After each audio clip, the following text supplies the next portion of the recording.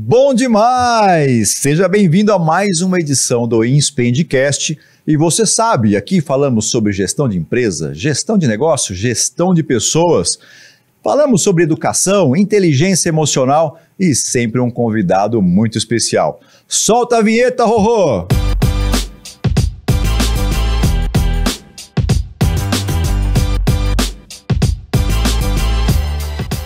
Estamos de volta aqui, gente. Olha, eu estava comentando aqui que normalmente a gente faz um esquenta antes da gravação. E o esquenta da gravação hoje foi uma aula muito relevante para mim, vamos dizer assim, pensando em gestão. Esse meu convidado trouxe uns insights sobre custos, sobre estratégias para a área de departamento pessoal, que aliás, depois eu vou mostrar do livro dele aqui, que é realmente um DP estratégico. Então, recebo aqui com muita felicidade e muita inteligência, porque vai ser útil para você, Gian Santos. Cris, obrigado pelo convite aí. Hoje eu acho que vai ser para ajudar não só o profissional do DP, mas também o empresário. Os dois têm que ser estratégicos, porque toda empresa, folha de pagamento e custo de mão de obra é metade do orçamento. Cara, a aula que você me deu ali antes da entrada aqui abriu tanto a minha mente com um monte de coisa que eu tenho certeza que o pessoal vai ganhar muito com esse podcast nosso, cara. É verdade, dá vontade de chegar fazendo já, né? Já ir falar com o contador e falar com o DP, né? É, e detalhe, né? Eu já tava ali olhando assim, nossa, o podcast de hoje tem que ter mais tempo. Obrigado pelo convite aí também, agradecer também a Tati pela essa ponte. E o objetivo aqui hoje é ajudar esse profissional do departamento pessoal, ele sair daquele mero fazedor de operações ali para ser um cara que vai dar apoio pro dono, pro CEO, pro diretor e o CEO também, o dono da empresa, ter mais rentabilidade com a folha de pagamento, né? Não ganhar em cima do colaborador, mas fazer de forma mais justa e precisa. Show. E, pô, e que bom que a Tati te achou. Você estava comentando agora há pouco ali que a rede favorece muito isso, né? De se encontrar através das redes, né? LinkedIn, essas coisas. A Tati está comigo aqui, eu acho que há 5 anos. A Tati veio para ficar um mês. Sério? E já está comigo aqui há 5 anos e a Tati tem o DNA da empresa. Eu acho que o sangue da Tati é da cor do nosso logo, cara. A Tati... Que legal, viu? É... E faz conexão mesmo, viu, Cris? Faz, né? Faz. Eu conheci a Tati na faculdade. A gente fazia faculdade. Eu lembro que já chegava atrasado, que eu vinha de São Paulo, né? E ela já estava lá representando, segurando a cadeira. Eu e um amigo meu ia. Então a gente perdeu o contato depois da faculdade. E aí o LinkedIn acabou ajudando a gente a se conectar de novo. Show de bola. E agora pro físico, né? A gente vai até pra tomar uma cervejinha de vez em quando aí com os amigos. É isso aí. Meu amigo, nós estamos falando aqui, né? Você, fundador da DP Partner e da Fopag BPO. Sim. Conta um pouco disso daí, cara. Ah, vamos lá, né? Isso começa em 2000, né? Antes de eu ter fundado essas empresas. Eu comecei em 2000, no finalzinho do ano 2000, como patrulheiro, né? Conhecendo ali, fazendo a parte de...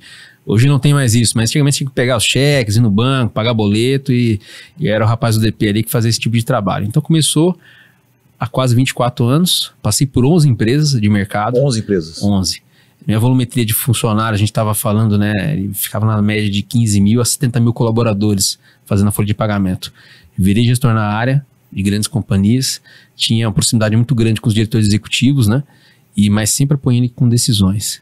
E aí, a partir do ano passado, no início do ano, uma empresa aqui da região, eu fiz um acordo com a diretoria, acabei indo e foquei em fundar a DP Partner.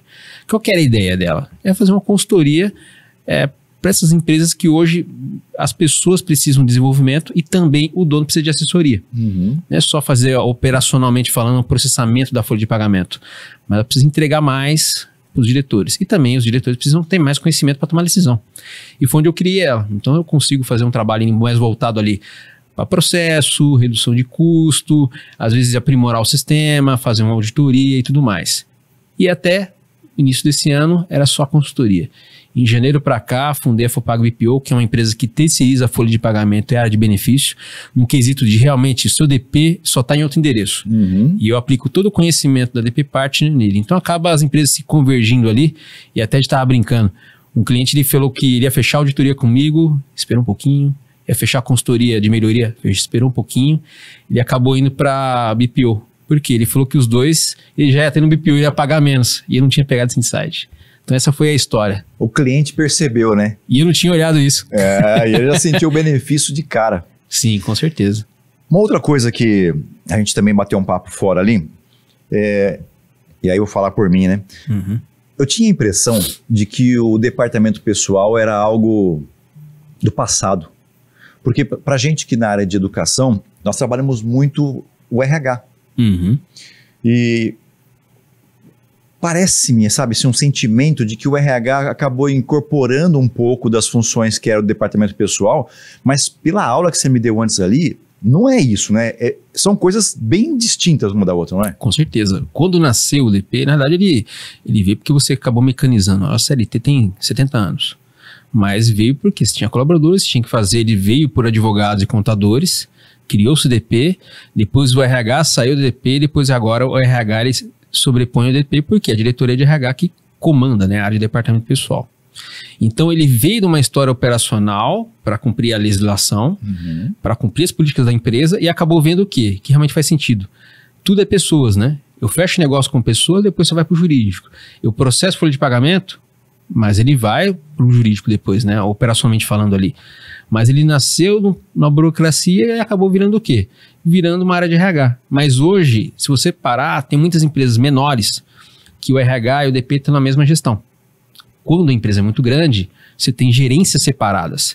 E aí, até mesmo diretoria. Então, às vezes, você pode ter situações que o DP ele tem uma gerência de DM de pessoas. Depois, vai uma grande empresa, ela fica vinculada a um serviço compartilhado. Grandes empresas têm serviço compartilhado, a um CSC, como se fosse prestar um serviço ali de administrativo, né? E aí, acaba ela vinculando essa área como diretor de CSC e hoje está indo muito para a área financeira. Então, a gerência financeira, às vezes, está tomando conta também dessa área. E me parece, inclusive, né, o título do seu livro, inclusive, aqui, né? Vou mostrar aqui para nossa câmera, olha aqui, ó. O livro do Jean, falando aqui sobre um departamento pessoal, né, do operacional para o estratégico. E acho que esse tema que você comentou, aí me corrija se minha visão estiver errada, mas dos eventos que a gente tem participado, né, com uma certa frequência aí da área de educação, normalmente é o RH ou o TID que estão com a gente nesses eventos. E bate-se muito na tecla, Jean, de que o RH tem que ser mais estratégico. Mas depois do insight das coisas que você me falou, me deu uma visão onde o RH, para ser mais estratégico, precisava se aproximar do DP, cara. Com certeza, porque o DP tem números. Você não consegue medir muito pessoas, né, resultado. Isso, e o próprio RH tem essa, não é que é dificuldade, é que é difícil mensurar, entregar um treinamento e a performance da pessoa voltar no resultado. Porque envolve cultura, ambiente, um monte de coisa. No DP já não, você já tem os dados em folha. E tem questões que às vezes você nem tem, e você tem que criar. O que são esses dados? Para quem não sabe, você pega o Solirite, são rúbricas. Salário, INSS, benefício, assistência médica, aquilo são dados. Quando você transforma aqueles números em informações para tomada de decisão, num custo de mão de obra, ou de repente para você saber quanto você está pagando de benefícios ou folha, isso se torna um poder de decisão em negociação de contrato e até mesmo para compra de empresa, né? Ou venda também. Né? A gente comentou no Inside lá, isso vai falar mais para frente, mas tem empresa que eu participei que estava sendo feita provisão de 13º e férias para quem é de contabilidade, ou quem é CFO, ou quem era DP, que você tem que fazer por lei. Mas foi feito errado porque o sistema comeu bola, fez errado ali, estava provisionando aposentado. Isso vai dar impacto no pagamento? Não. Mas no momento de uma compra de uma empresa, se eu for comprador, eu não vou avisar, lógico, né? Mas no momento da minha compra, isso gera um save para mim. Então tem esse olhar que tem que ser feito no DP, porque ele é o apoio para a tomada de decisão da empresa. E muda até de rota.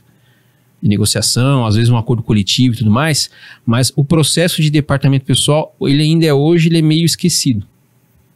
É uma mera área operadora, não é uma área que é estratégica. Mas não é por conceito que está na moda, hoje tudo é estratégico. E a gente fala até do livro, né? Não fui criado porque estava na moda, não. Foi no momento que eu passei na minha 11ª empresa, que são grandes, como CLT, né? Funcionário, e aí eu percebi o quê? Eu tinha que ensinar a mesma coisa, esse conceito que fui criando, essa carreira que foi me moldando, processo, pessoa, tecnologia, que eu precisava treinar as pessoas. Mas imagina, eu pego uma pessoa ou pego um time de 30 pessoas numa folha de pagamento que nem eu tinha. Então eu tinha que explicar para cada um, e é a mesma coisa eu ter que todo dia ficar explicando. Vou pegar e vou colocar no livro. Fui colocar para ajudar, e acabou virando o quê? Acabou virando um negócio, né? E hoje a consultoria faz isso. Então o RH, ele precisa olhar realmente o DP como uma área de apoio dele para a decisão. Porque o CFO, o CEO, eles querem o resultado. Se você dá isso, você consegue receita para aplicar no treinamento, no desenvolvimento. Qual que é o principal ganho que o RH teria das informações que o departamento pessoal tem?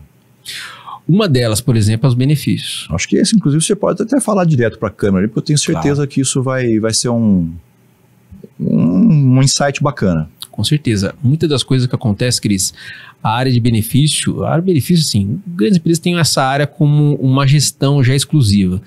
Mas quando você olha a parte de custo de uma folha de pagamento, né, se o RH ele consegue saber, mensurar o quanto que gasta com o colaborador, ele consegue verificar a possibilidade de incluir mais benefícios. Por quê? A diretoria, ela pensa em números, né? Então, números de pessoas. Se ela olhar e perceber que dentro da folha dá para você fazer mensurações de dados, né? E aquilo vir com uma informação para decisão, você consegue ter competitividade de mercado. Então, o RH ele sai do mero... tem que cuidar de pessoas, que é o primeiro lugar, mas tem que entender de números. Então, ele começa a olhar um pouco o financeiro da empresa e começa também a olhar o financeiro, que é a folha de pagamento. Se ele traz esses dados para o dia a dia dele, medindo, né, o quanto que ele gasta, até mesmo atendimento. Tem grandes empresas, Cris, que, por exemplo, tem uma volumetria enorme, no final do mês, o colaborador tem dúvida. Um colaborador tem uma dúvida. Você tem 1000 funcionários, são 1000 dúvidas da mesma. Você pode ter 10 dúvidas, então são 10.000 dúvidas. E quando você mede a dúvida de um funcionário, que já está partindo para o estratégico, você consegue saber onde está o problema. Tem empresas que eu passei que a gente tinha chamados, né? E aí a gente conseguia mensurar o quanto de dúvidas chegava. Então, se tinha algum problema de hora extra, não precisava eu receber informação do diretor de negócio. Eu já sabia para o atendimento, porque o colaborador abriu o atendimento, eu sabia que aumentaria o número de pedidos e naquilo eu conseguiria atuar mais rápido. Como? Entendendo por que aconteceu, já montando um plano de ação e ligando para aquele diretor de negócio e depois avisando meu chefe, para que ele não andasse no corredor e fosse pego de surpresa por algum diretor. Então eu dava suporte para a diretoria. Então a ideia do DP é dar suporte de dados, fazendo muito bem a legislação no papel. E tem que entender a legislação, né? Então, seria justo entender que, beleza, o RH precisa estar se aproximando do DP, mas qual outra área, de repente, seria fundamental que o DP tivesse junto? Por exemplo, com o jurídico, com o financeiro? Qual que seria uma outra área que fala, essa área tem que estar junto? São 3 áreas. A primeira delas, financeiro. Tá. Você tem que pagar. Então, às vezes, você tem um erro ali, você tem que estar muito próximo do financeiro. O segundo, a controladoria, porque grandes empresas têm uma área de controladoria. Quem não tem, procure ter uma controladoria para reduzir essa despesa, esse custo. E a área de contabilidade, que nem o Peter Drucker, todo o pessoal de DP tem um livro dele que tem que entender de contabilidade. Da mesma forma, quem é de contabilidade tem que entender de DP. Por quê? Todos os dados que você gera em folha, ele vai para o balanço. Sim. Ele vai de forma muito mais macro, mas ele vai de uma forma que os investidores e os donos conseguem ver se a empresa está saudável ou não. E aí você olha para o quê? Pelos eventos. Então, são 3 áreas que eu recomendo que fique muito próximo. Financeiro, controladoria e a contabilidade. E o outro é o jurídico, né? Então você tem que ter um bom parceiro. A controladoria e a contabilidade nessas grandes empresas são 2 áreas apartadas, né? Separadas, são 2 áreas apartadas. Quem tem muitas áreas de controladoria são empresas de serviço e varejo. Porque a gente estava falando, né, de uma empresa que tem um funcionário, ela fatura sobre o colaborador. Serviço e limpeza, por exemplo. Ela tem R$1.000 de salário, R$900 ela paga de tributo. E a gente vai quebrar um pouco mais essa ideia. Então, ela tem um controller para reduzir e controlar as despesas. Não é só de folha. A empresa como um todo. Mas quando chega na folha de pagamento é travado, porque tem tributos, né? Então, ela tem isso daí. Quando a empresa é um pouco menor, ou às vezes ela não tem esse core, né, que é a mão de obra, ela geralmente só deixa na contabilidade, que às vezes pode ser um perigo. Porque ela não está olhando ali com mais detalhes o custo de mão de obra. Eu falo custo de mão de obra para entender porque é de serviço, mas a folha de pagamento em si, ela acaba perdendo às vezes um evento, vamos supor, que eu pago a mais, um tributo a mais que eu parametrizo, ou uma abertura de uma empresa, um KINAI errado, ele gera uma despesa, não é um mês, vezes 12, vezes 5 anos. Então eu sempre multiplico por mais. Então R$60 por mês, R$600 por ano. Você compra uma cadeira, você paga uma premiação para alguém. Então você tem esse olhar de despesa aí que você tem que ficar de olho, que a área de controladoria ela faz muito bem. Perfeito. Uma outra coisa que eu queria ver contigo aqui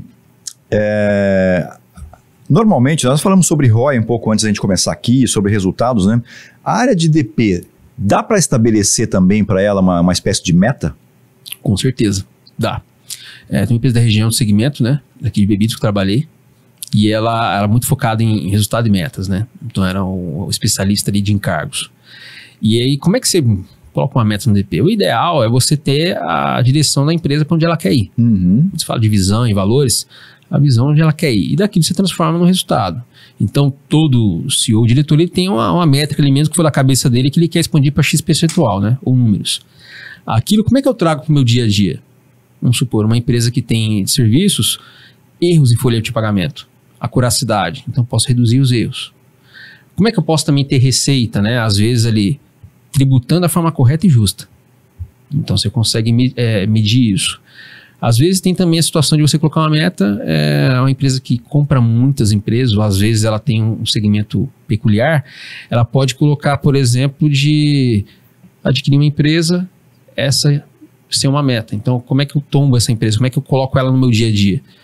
Porque eu percebo muito, Cris, que às vezes a área de DP, como ela não é vista, quando você tem muitos CNPJs, não só a área de folha de pagamento, mas as demais, o processo operacional fica custoso. Então, não é porque a pessoa demora no dia a dia, é porque às vezes o cara tem 9, 10 CNPJs e ele não focou no core de negócio. Então, às vezes, vertentes, né? Então, a empresa é uma vertente que é só serviço, uma vertente que é só limpeza, uma outra vertente que é só manutenção. São vertentes que você tem CNPJs macros, né? E daí você consegue fazer o quê? No dia a dia do fechamento para o governo, quanto menos você tem, mais rápido você é. Eu tenho uma métrica no desenvolvimento que eu faço de liderança, não que isso é meu core, mas que eu falo o quê? É a multiplicação entre coluna versus linha.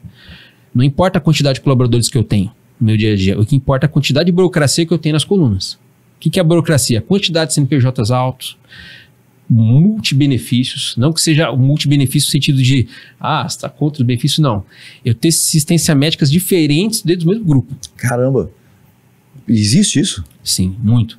Mas não dá também, sem querer te interromper, para a gente não perder a sua linha de raciocínio, claro. Mas não dá, por exemplo, problema entre o próprio grupo, tipo, mas pô, você tem o plano de saúde A, eu tenho o B, e aí não gera um desgaste entre os colaboradores, isso? Gera, e também gera entre até mesmo as empresas, né? Primeiro, quando você vai transferir alguém, às vezes tem um bom colaborador numa empresa e você quer transferir para um outro do grupo. Você tem isso daí. Quando o cara ele vem do benefício menor, ele tem a vantagem de a outra que vai para maior. E quando é o inverso, você não pode reduzir o benefício e nem salário. Sim. Acontece que fica preso nisso. Então sempre tem a ideia, até com a consultoria, mas na PagBipo a gente faz isso com o cliente, a gente faz um mapeamento, por exemplo, dos benefícios dele e apresenta para ele como é que tem o mapa, porque ele não tem ideia também. Ele vai adquirindo os benefícios, vai colocando, quando ele vai ver, ele tem um retalho, né, de benefícios que são bons, mas que às vezes tem o comparativo do colaborador. Nossa, você tem assistência médica X, a minha é Y.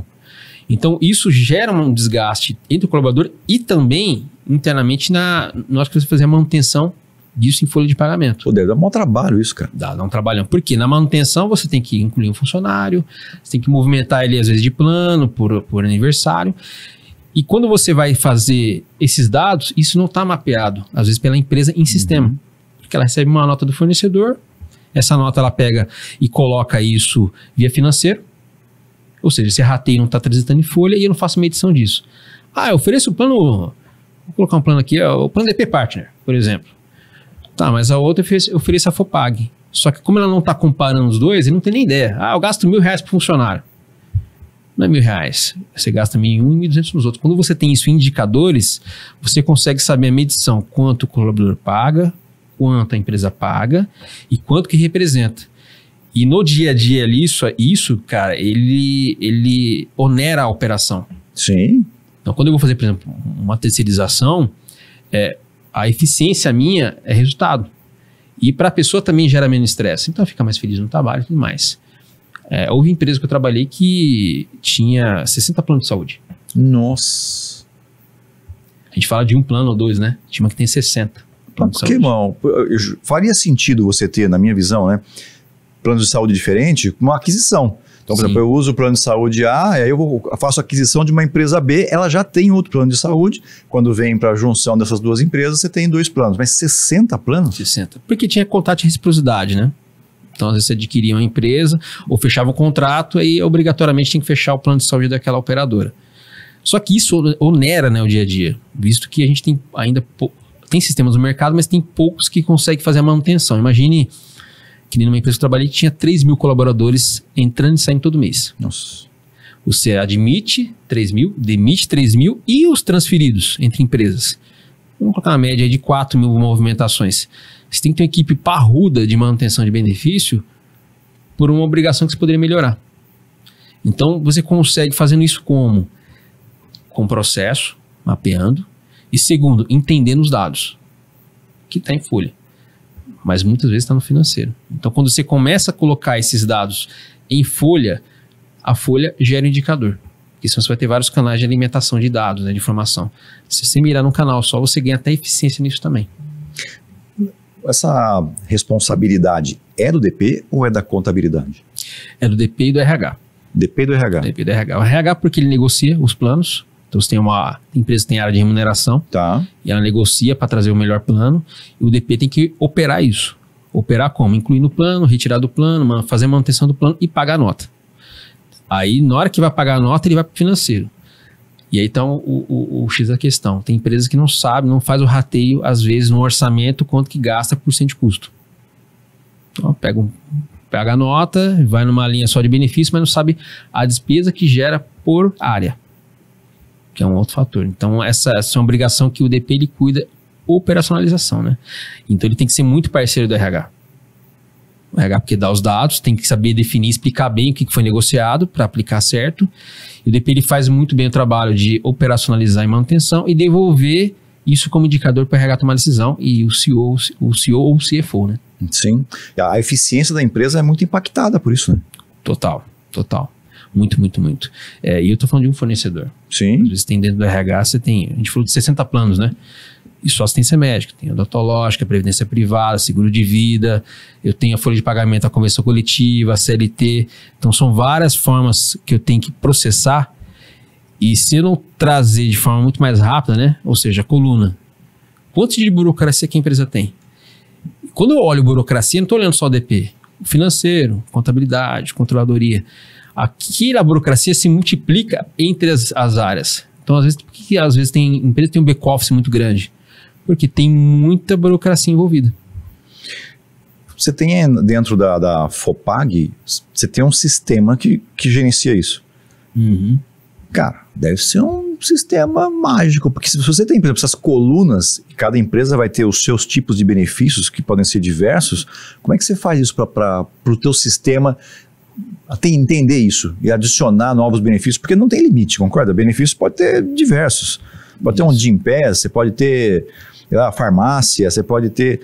Apesar de hoje existir cartões ou uma empresa, né, como o caso do iFood Benefícios, que tem um monte de benefícios numa empresa só, mas pode ser que a empresa faça a opção de ter vários. Sim, e aí são duas coisas, né? Primeira dica, mesmo quando você tenha qualquer benefício, isso para você tem que pegar e colocar esses dados, o rateio ou o processamento, para quem é de DP, ele vai entender, né? E os gestores.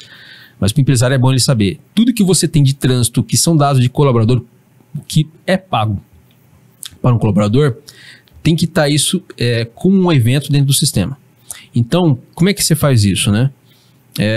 Vou negociar um iFood, por exemplo. iFood você pode pagar o VR ou o VA, e dali como é que eu faço isso? Eu pago a nota para o rapaz ali gastar, o cartãozinho, só que às vezes não transita em folha. Como é que é? Você cria um evento, que se você desconta o colaborador, uma taxinha pequena, e quanto que é o custo empresa. Isso aí você consegue já desenvolver. Agora, para você segurar e controlar isso, você tem que ter um sistema bom ao seu favor. Hoje, no mercado, tem vários, né, sistemas. A gente não tem sistema próprio, é uma estratégia de negócio, porque se eu tenho um próprio, eu tenho um custo de desenvolver, sim, eu fico... manutenção. E fica muito voltado para a minha mentalidade. Quando eu tenho um sistema de mercado, que é o ideal, todo mundo está testando ele. Então, se eu errar, milhões de empresas vão errar também. No sentido do quê? De parâmetro e tudo mais, porque vem customizado. Mas quando você pega esses diferenciais, você tem que usar o sistema a teu favor. Primeiro, você tem o cálculo e você tem os parâmetros de benefício. Então, use ele, não deixe aquele saquinho, né?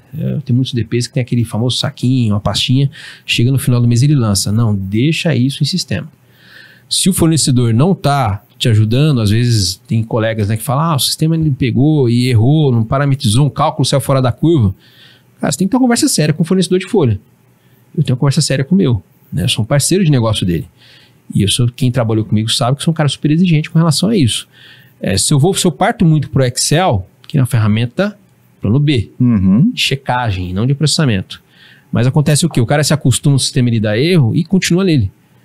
Amigo, você empresário ou que está da área, tem que pegar e encher o saco dos problemas, encher o saco de quem é gestão e diretoria para melhorar o sistema ou troca de fornecedor. Porque não dá para você onerar seu time e melhorar o dia a dia, porque o custo é seu.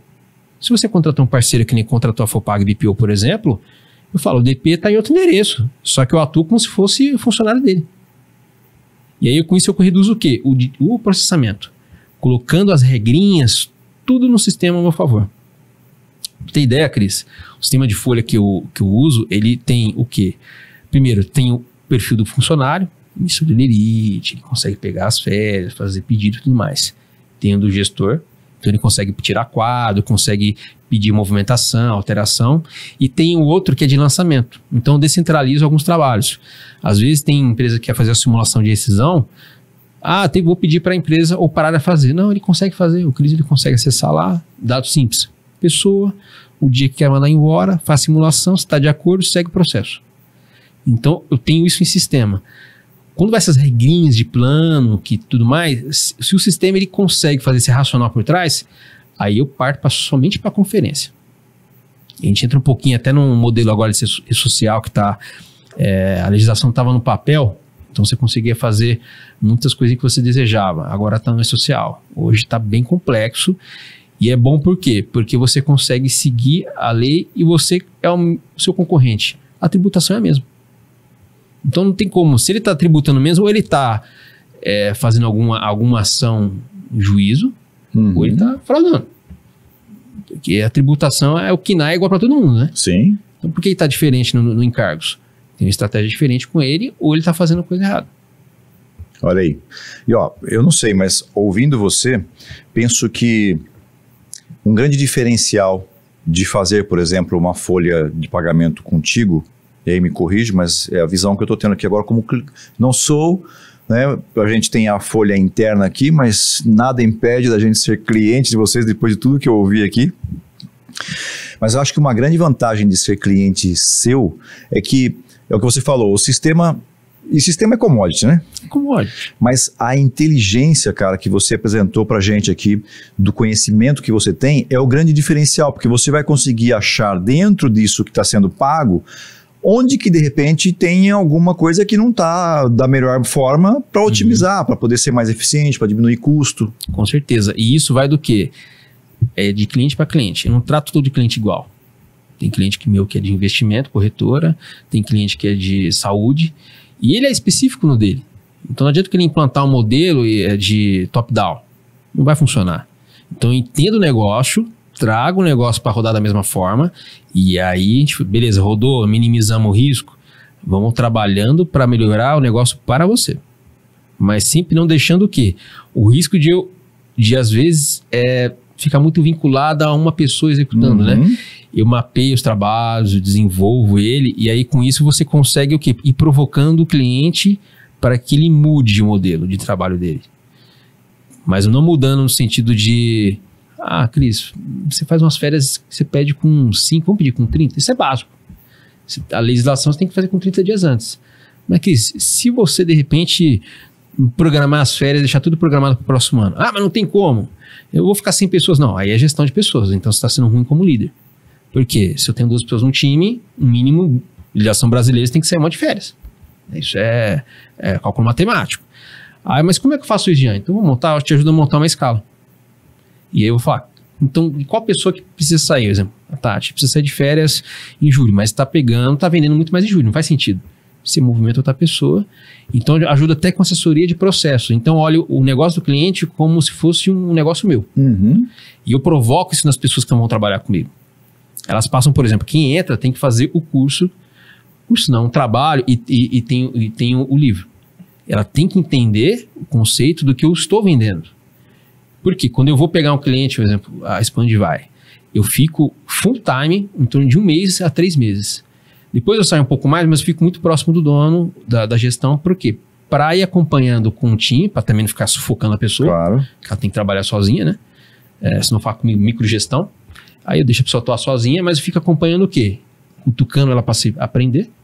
E para o dono também olhar um formato diferente de ganhar mais negócio. Então, eu estou entendendo o seguinte, que existe uma questão aqui, a gente precisa melhorar o compliance sobre, né, esse processo, porque qualquer falhazinha de valor no DP vai causar um impacto grande de diversos tipos, não é só financeiro, né? Porque o financeiro também pode causar, vamos imaginar, por exemplo, sei lá, vamos imaginar que o departamento pessoal, ao invés de estar usando um sistema, está usando uma planilha em Excel com o salário de todo mundo e vaza a planilha da empresa. Já aconteceu isso, viu?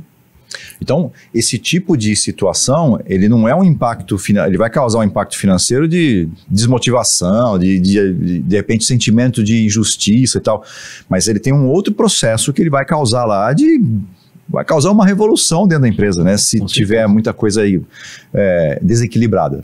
Então, mas como que eu faço para aumentar esse compliance, mas diminuir, por outro lado, a burocracia mesmo desse negócio? Primeira coisa que eu vejo, que nem a gente falou da planilha, né? Já aconteceu casos de empresa que eu trabalhei que a pessoa às vezes está em estresse ali, ela manda o arquivo e esquece de tirar o salário. Gemi, manda o quadro funcionário X. Aí você pede pro fulano de tal ele fazer, às vezes na cabeça, pensando em outra coisa, ele esquece de tirar o salário. Isso há muito tempo atrás. Cara, vazou, colegas meus falaram que aconteceu isso na empresa, ele vazou e teve um estresse interno. Por quê? Hoje você fala assim, ei Cris, quanto você ganha? Ninguém gosta de falar isso. Né? Agora você tem o salário de todo mundo ali aberto. Então esse é um risco de LGPD muito alto. E como é que você reduz isso? Trabalhando com a tecnologia a seu favor. Hoje tem empresa que usa muito e-mail. E-mail é bom para você formalizar uma questão, não para virar um chatbot, né? Um chat ali que tem gente que pede uma coisa, depois outro responde. Aí você vai ver o e-mail no histórico, né? E eu faço isso como liderança. Se tem mais de 3 e-mails rodando, eu já ligo para a pessoa e liga pro outro lá e já avisa ele, entende, depois você só formaliza. Infelizmente ainda o aperto de mão não está funcionando. Mas via de regra você formaliza para concluir isso. Você reduz isso utilizando o quê? O próprio sistema a teu favor. Então, quando você vai pedir, por exemplo, uma promoção para alguém, você faz via plataforma do sistema de folha. Então, o gestor ele pede, vem para um fluxo de aprovação, que vai para o Cris, ele aprova, aí na hora que ele aprovar, vem para mim. Aí, beleza, eu vou lá e lanço. Então, o risco de ter um vazamento de dados é muito pequeno. Tem empresa que faz o quê? Movimentação interna, tem gente que faz por formulário ainda, formulário transitando para uma lotinha, né? Uma lotinha desviou ali e outro fica sabendo. E tem gente, às vezes, que é maldosa e acaba divulgando isso por querer mesmo. Não tô falando que tem ser humano que é ruim, mas pode acontecer. Teve uma empresa aqui de Amparo, não vou citar o nome dela por questões éticas, mas que um cara da área de TI foi demitido e aí ele tinha acesso a tudo, ele pegou a planilha e mandou por e-mail de todo mundo, causou um caos na empresa. Imagina. E às vezes a empresa, não é que ela é má, não quer dar aumento para todo mundo. A empresa é resultado, então se a empresa não tiver lucro, ela quebra e tu não vai para rua. Uma questão estratégica, às vezes, né? Às vezes você precisa trazer um talento de fora, às vezes esse talento para você poder trazer ele para o time vai custar um pouco mais. Então, Sim, tem que ter uma estratégia de remuneração. E às vezes ela não tem, mas por quê? Não que ela não tem, às vezes ela não tem dinheiro mesmo para pagar um plano de cargos salários ali, mas ela tem vontade. E talvez não foi explicado para ela o objetivo, ela também nem sabe a necessidade. Mas você minimiza isso com plataformas de tecnologia. Trânsito de dados em folha. Você não transita mais por e-mail nem Excel. O segundo, eu vou fazer atendimento por chamado. Então, por exemplo, a gente falou que e-mail, você não consegue medir e-mail. Sim. Então, às vezes tem empresa que eu chegava na minha caixa de manhã, tinha 200 e-mails. Como é que eu vou mensurar? De leitura dinâmica. Eu como gestor e o time. Aí eu tenho que olhar o time. Quanto que... Tem uma empresa que eu trabalhei que a gente recebia por mês 4 mil férias. E ainda era por e-mail e Excel. O cara pedia o formulário e mandava. Tudo bem que ele mandava 100 pessoas ali, mas ele mandava. Reduziu muito isso, você tem um estresse nisso, que tem às vezes para você implantar, mas depois que roda, o que vai pedir umas férias? Ninguém precisa ficar sabendo. Ele vem, o processo, tem o prazo, vai para o sistema e processa. E aí você reduz fraude também, até a questão do pagamento. Hoje você tem empresas que ainda pagam por lista, Cris. Isso ainda é um risco enorme. Como que é pagar por lista? Ele recebe ou da área, ou de algum escritório de contabilidade, uma lista para pagar. Às vezes o escritório de contabilidade já deu o arquivo bancário para ele, mas ele ainda tem aquele receio de, será que funciona? Funciona. Aí você pega e transmite, pega aquele arquivo bancário e sobe no banco e paga. E isso é um risco de compliance na auditoria, a gente coloca, né? Mas ele tem empresas que usam uma listinha, pega qual que é o Cris, qual que é a conta dele, vai lá no banco, tem a lista, cheque, pagar. Já perdeu tempo aí que ele tem que fazer manual. Segundo, tem risco de fraude. Dentro do arquivo bancário, se você for fazer um pagamento de um colaborador, quem entende do arquivo, ele consegue manipular. Então, até a auditoria a gente pontua isso. O arquivo ele tem que ser criptografado e tem que ser uma plataforma que sai da folha direto para o sistema do banco. Perfeito, integrado, né? Então se reduz aí. E tem também, às vezes, Cris, tem clientes que vêm porque tem fraude na folha. Evento fake news. Nossa. Tem um colaborador que cria o evento, que está na folha, às vezes acontece. Tem pessoas maldosas que criam o evento e transita o valor direto para a conta dele. Faz, às vezes, acordo com o colaborador e também lança o evento lá, é fake. Depois que você vê na auditoria, ele pega. E às vezes nem pela folha, benefício. O cara vai lá, compra o benefício e lança para ele um valor que você só vai pegar isso aí. Tem um colega meu que falou isso para mim, que ele contatou uma pessoa e aí ele descobriu no rateio. Porque no pedido, você faz uma lista padrão e você manda pagar. Você vai ficar olhando, né, o valor. E na hora que ele foi fazer o rateio de cruzamento, não batia. E foi ver que a pessoa que fazia o processamento colocava um valorzinho a mais para ele. E o dono, e aí isso é uma dica para quem aprova a folha de pagamento. Se aprova, tem um líquido médio ali de 200, 1.000, 1 milhão ou 10 mil reais, entende que está ali dentro. Tem a lista. Às vezes alguns cheques que eu coloco para alguns clientes, tem um deles que eu estou desenvolvendo isso, é um comparativo cruzamento líquido de folha versus o custo. Então a métrica ali que dá para você saber de números, por cento de custo, que você consegue saber se tem desvio ou não. Já é uma visão gerencial. Mas se reduz o risco de a pessoa fraudar um valor para ela. Tem clientes que vêm por causa disso. Que o cara tá fraudando, descobriu, lógico que você dispensa a pessoa. Vou mandar justa causa. Cara, não faz isso. Não dispensa, deixa a pessoa refletir. Você é o culpado porque você também não criou controle, né? A culpa não é só da pessoa, você que não criou controle. Então você começa a criar mecanismos ali para evitar isso. Boa. Posso começar a sessão de consultoria? Pode, isso é boa, cara. Isso daí é de graça, né? De graça essa. Ó, você que tá vendo a gente aí, tá sentindo que você vai ganhar agora presentes aqui, porque como gestor aqui, nós deixamos algumas perguntas prontas aqui para provocar e também ter aqui essa consultoria free do Jean. Jean, vamos lá. Qual o impacto dos aumentos em alto valor de provisão de férias e 13º? Tem os aumentos que essa já é uma dica de liderança, acontece assim, quando você vai ter um dissídio, vai ter um aumento salarial, você aumenta o salário da pessoa, mas se ele tiver férias em aberto, você tem que reajustar o valor dela. A gente fala de um colaborador, beleza. Mas quando você fala de 1.000, 100, você multiplica aquele mesmo valor por 1.000 vezes o período em aberto de férias. Então tem empresas que às vezes, tinha uma que eu trabalhei, foi engraçado, né? Uma liderança, uma gerente de uma que era regional, né? A gente estourou, bateu o orçamento, explodiu aqui. Tá, mas o que aconteceu? Você abriu?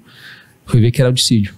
Por quê? Acontece, a provisão ela vem, você dá com o aumento, ela aumenta aquele mês, só que ele aumenta por quê? Ele vai aumentando todos os valores em aberto de férias. Qual que é a dica? Não deixa período de férias em aberto por muito tempo. Tem empresas que hoje, Cris, ela faz o seguinte, ela é uma dica para quem cuida disso, que não olha a provisão. Então peça a provisão e acompanhe. A maioria dos clientes que eu vou fazer, eu faço consultoria, me dá o arquivo de provisão, nem gera. Então se você não gera, não acompanha, imagina como está no seu balanço. Então acompanhe. E aí quando você vai acompanhando a provisão, você consegue saber o tanto de dinheiro que você está guardado na poupança. Não que a provisão ali, por lei, você tem que guardar um 12avos, você vai guardar aquela grana. O ideal é você pegar e guardar aquilo como investimento, porque se a empresa em algum momento der uma crise, quando tiver grana, você consegue pagar o caixa e às vezes não vem para falência e pegar seu patrimônio como dono. Então a ideia é o quê? Você acompanhar os aumentos que tem de provisão e acompanhar quantas pessoas que têm férias em aberto. 13º, todo ano ele quita. Mas tenta, nas férias, sempre a cada 12 meses quitar ela, ou a cada 13. Mas eu não vou conseguir porque o colaborador vai sair e eu vou ficar sem ele. Tá, é gestão, é liderança, é um problema seu. Se você tem 2 pessoas no time, você tem que planejar para uma vez por mês alguém sair de férias. Repete isso para eles lá. Se você é líder e você não consegue colocar a pessoa de férias, você pode me criticar, vai recomendar, mas eu como liderança, eu sempre, a cada 12 pessoas no time, uma tinha que sair de férias. Ah, mas um mês é muito. Tá, quebra em 2. Então, cada uma sai 15, outra sai 15.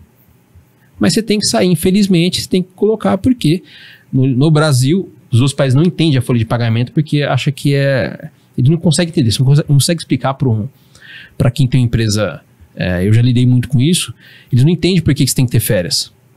No Brasil é o que tem maior quantidade de férias. Os países da América Latina são cada um tem sua regra, mas tem empresas que você não tem os 30, você vai ganhando conforme o tempo de casa, né? Então você chega aos 30, no Brasil já é 30. Já entrou ganhando 30. E aí nisso tem que gozar, né? Então já tem um time, para meia horinha, planeja o time. Às vezes eu tenho um colaborador que vai falar assim, não consigo sair, então você me dá uma data, quando? E dá um prazo para ele. Tinha uma empresa que eu trabalhei que ele tinha um mês de férias, que era mês de outubro. E ele colocava todo mundo de férias. Isso reflete como? Primeiro, satisfação e descanso da pessoa. E segundo, dinheiro. Imagine você ter lá 1.000 colaboradores e o dissídio o aumento salarial, né? Tem empresas que fazem movimento o mês de movimentação. Tem empresas que fazem isso. E você vai dar um aumento com passivo alto de férias. Impacto enorme. O Jamés está falando que vai tirar o valor do colaborador. E não, é melhor a empresa reduzir essa despesa do que de repente não tiver caixa e todo mundo vai para a rua. Sim, sem dúvida. Tô tentando navegar pelo lado pessoas e lado empresarial. Claro, porque senão uma coisa sem a outra não vai funcionar, né? Porque eu entendo que como colaborador, todo mundo quer ganhar mais. Sim. Né? Como empresário, a gente também quer ganhar mais. Sim. Só que assim, se não tiver dinheiro, nenhum dos dois ganha.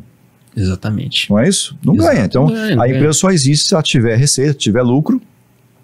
E uma das coisas que eu tenho visto muito é esses programas que o pessoal tem feito mais frequente nos canais de notícia e tal, é que assim, a visão de que o país nosso parece que não educa muitas pessoas para entender o papel que o empresário tem e o quanto é difícil ser empresário. Eu não lembro quem falou, mas você tem que ser o seu super-herói, né? Para ser um empresário no Brasil. É difícil demais. E as pessoas falam assim, tá bom, mas a geração mais nova quer ter um salário milionário e não entende que, de repente, o trabalho que ela entrega não é uma questão de não ter valor, que ele tem competência, ele sabe fazer, mas é o valor reconhecido, o quanto ele gera de valor no negócio com aquela atividade que ele faz. Uhum. Que acredito eu que a base, a origem da criação dos salários é com base nisso, né? Uhum. Então, tem trabalhos que são mais nobres, outros menos nobres, e tem um valor, um preço associado àquilo. Exatamente. Não é? Eu vou, sem desmerecer ninguém, né? Vamos imaginar que você tenha, de repente, alguém dentro da empresa que o papel, vou usar um exemplo qualquer, que o papel seja ele pegar um envelope de uma sala e levar para outra. Imaginar que existisse essa função. Sim. Quanto que vale fazer isso? Se você falar, quanto que vai valer mais do que um salário mínimo, o cara pegar um envelope e levar para o outro lado? E pode valer até mais, às vezes é informação sigilosa. Exato. Então, você tem que ver o sigilo e o risco daquela função. Perfeito. Eu me lembro, por exemplo, teve um cliente nosso que chama Imbel, que é fabricante de produtos bélicos. Lá na região de Piquete, né? Eu ficava dentro da montanha mesmo, assim, da pedra da montanha, porque se explodisse alguma coisa tinha que ter. O cara, para atravessar a rua com uma gota de, acho que era nitroglicerina, que ia dentro de uma garrafa com água, tinha uma gota dentro de uma garrafa com água, né? Que ela não pode ter contato com nenhuma das partes da garrafa. Chamando de garrafa aqui, e se alguém estiver vendo, para falar, aquilo não é uma garrafa, só para você entender, é um recipiente. O cara tava tudo trajado de homem, né, proteção daqueles que vão desarmar a bomba, e tinha gente protegendo as laterais, fechava-se a rua dentro da fábrica para o cara atravessar de um lado da rua para o outro lado da rua. É diferente do cara que está pegando um envelope que, de repente, com uma informação simples de um lado para o outro.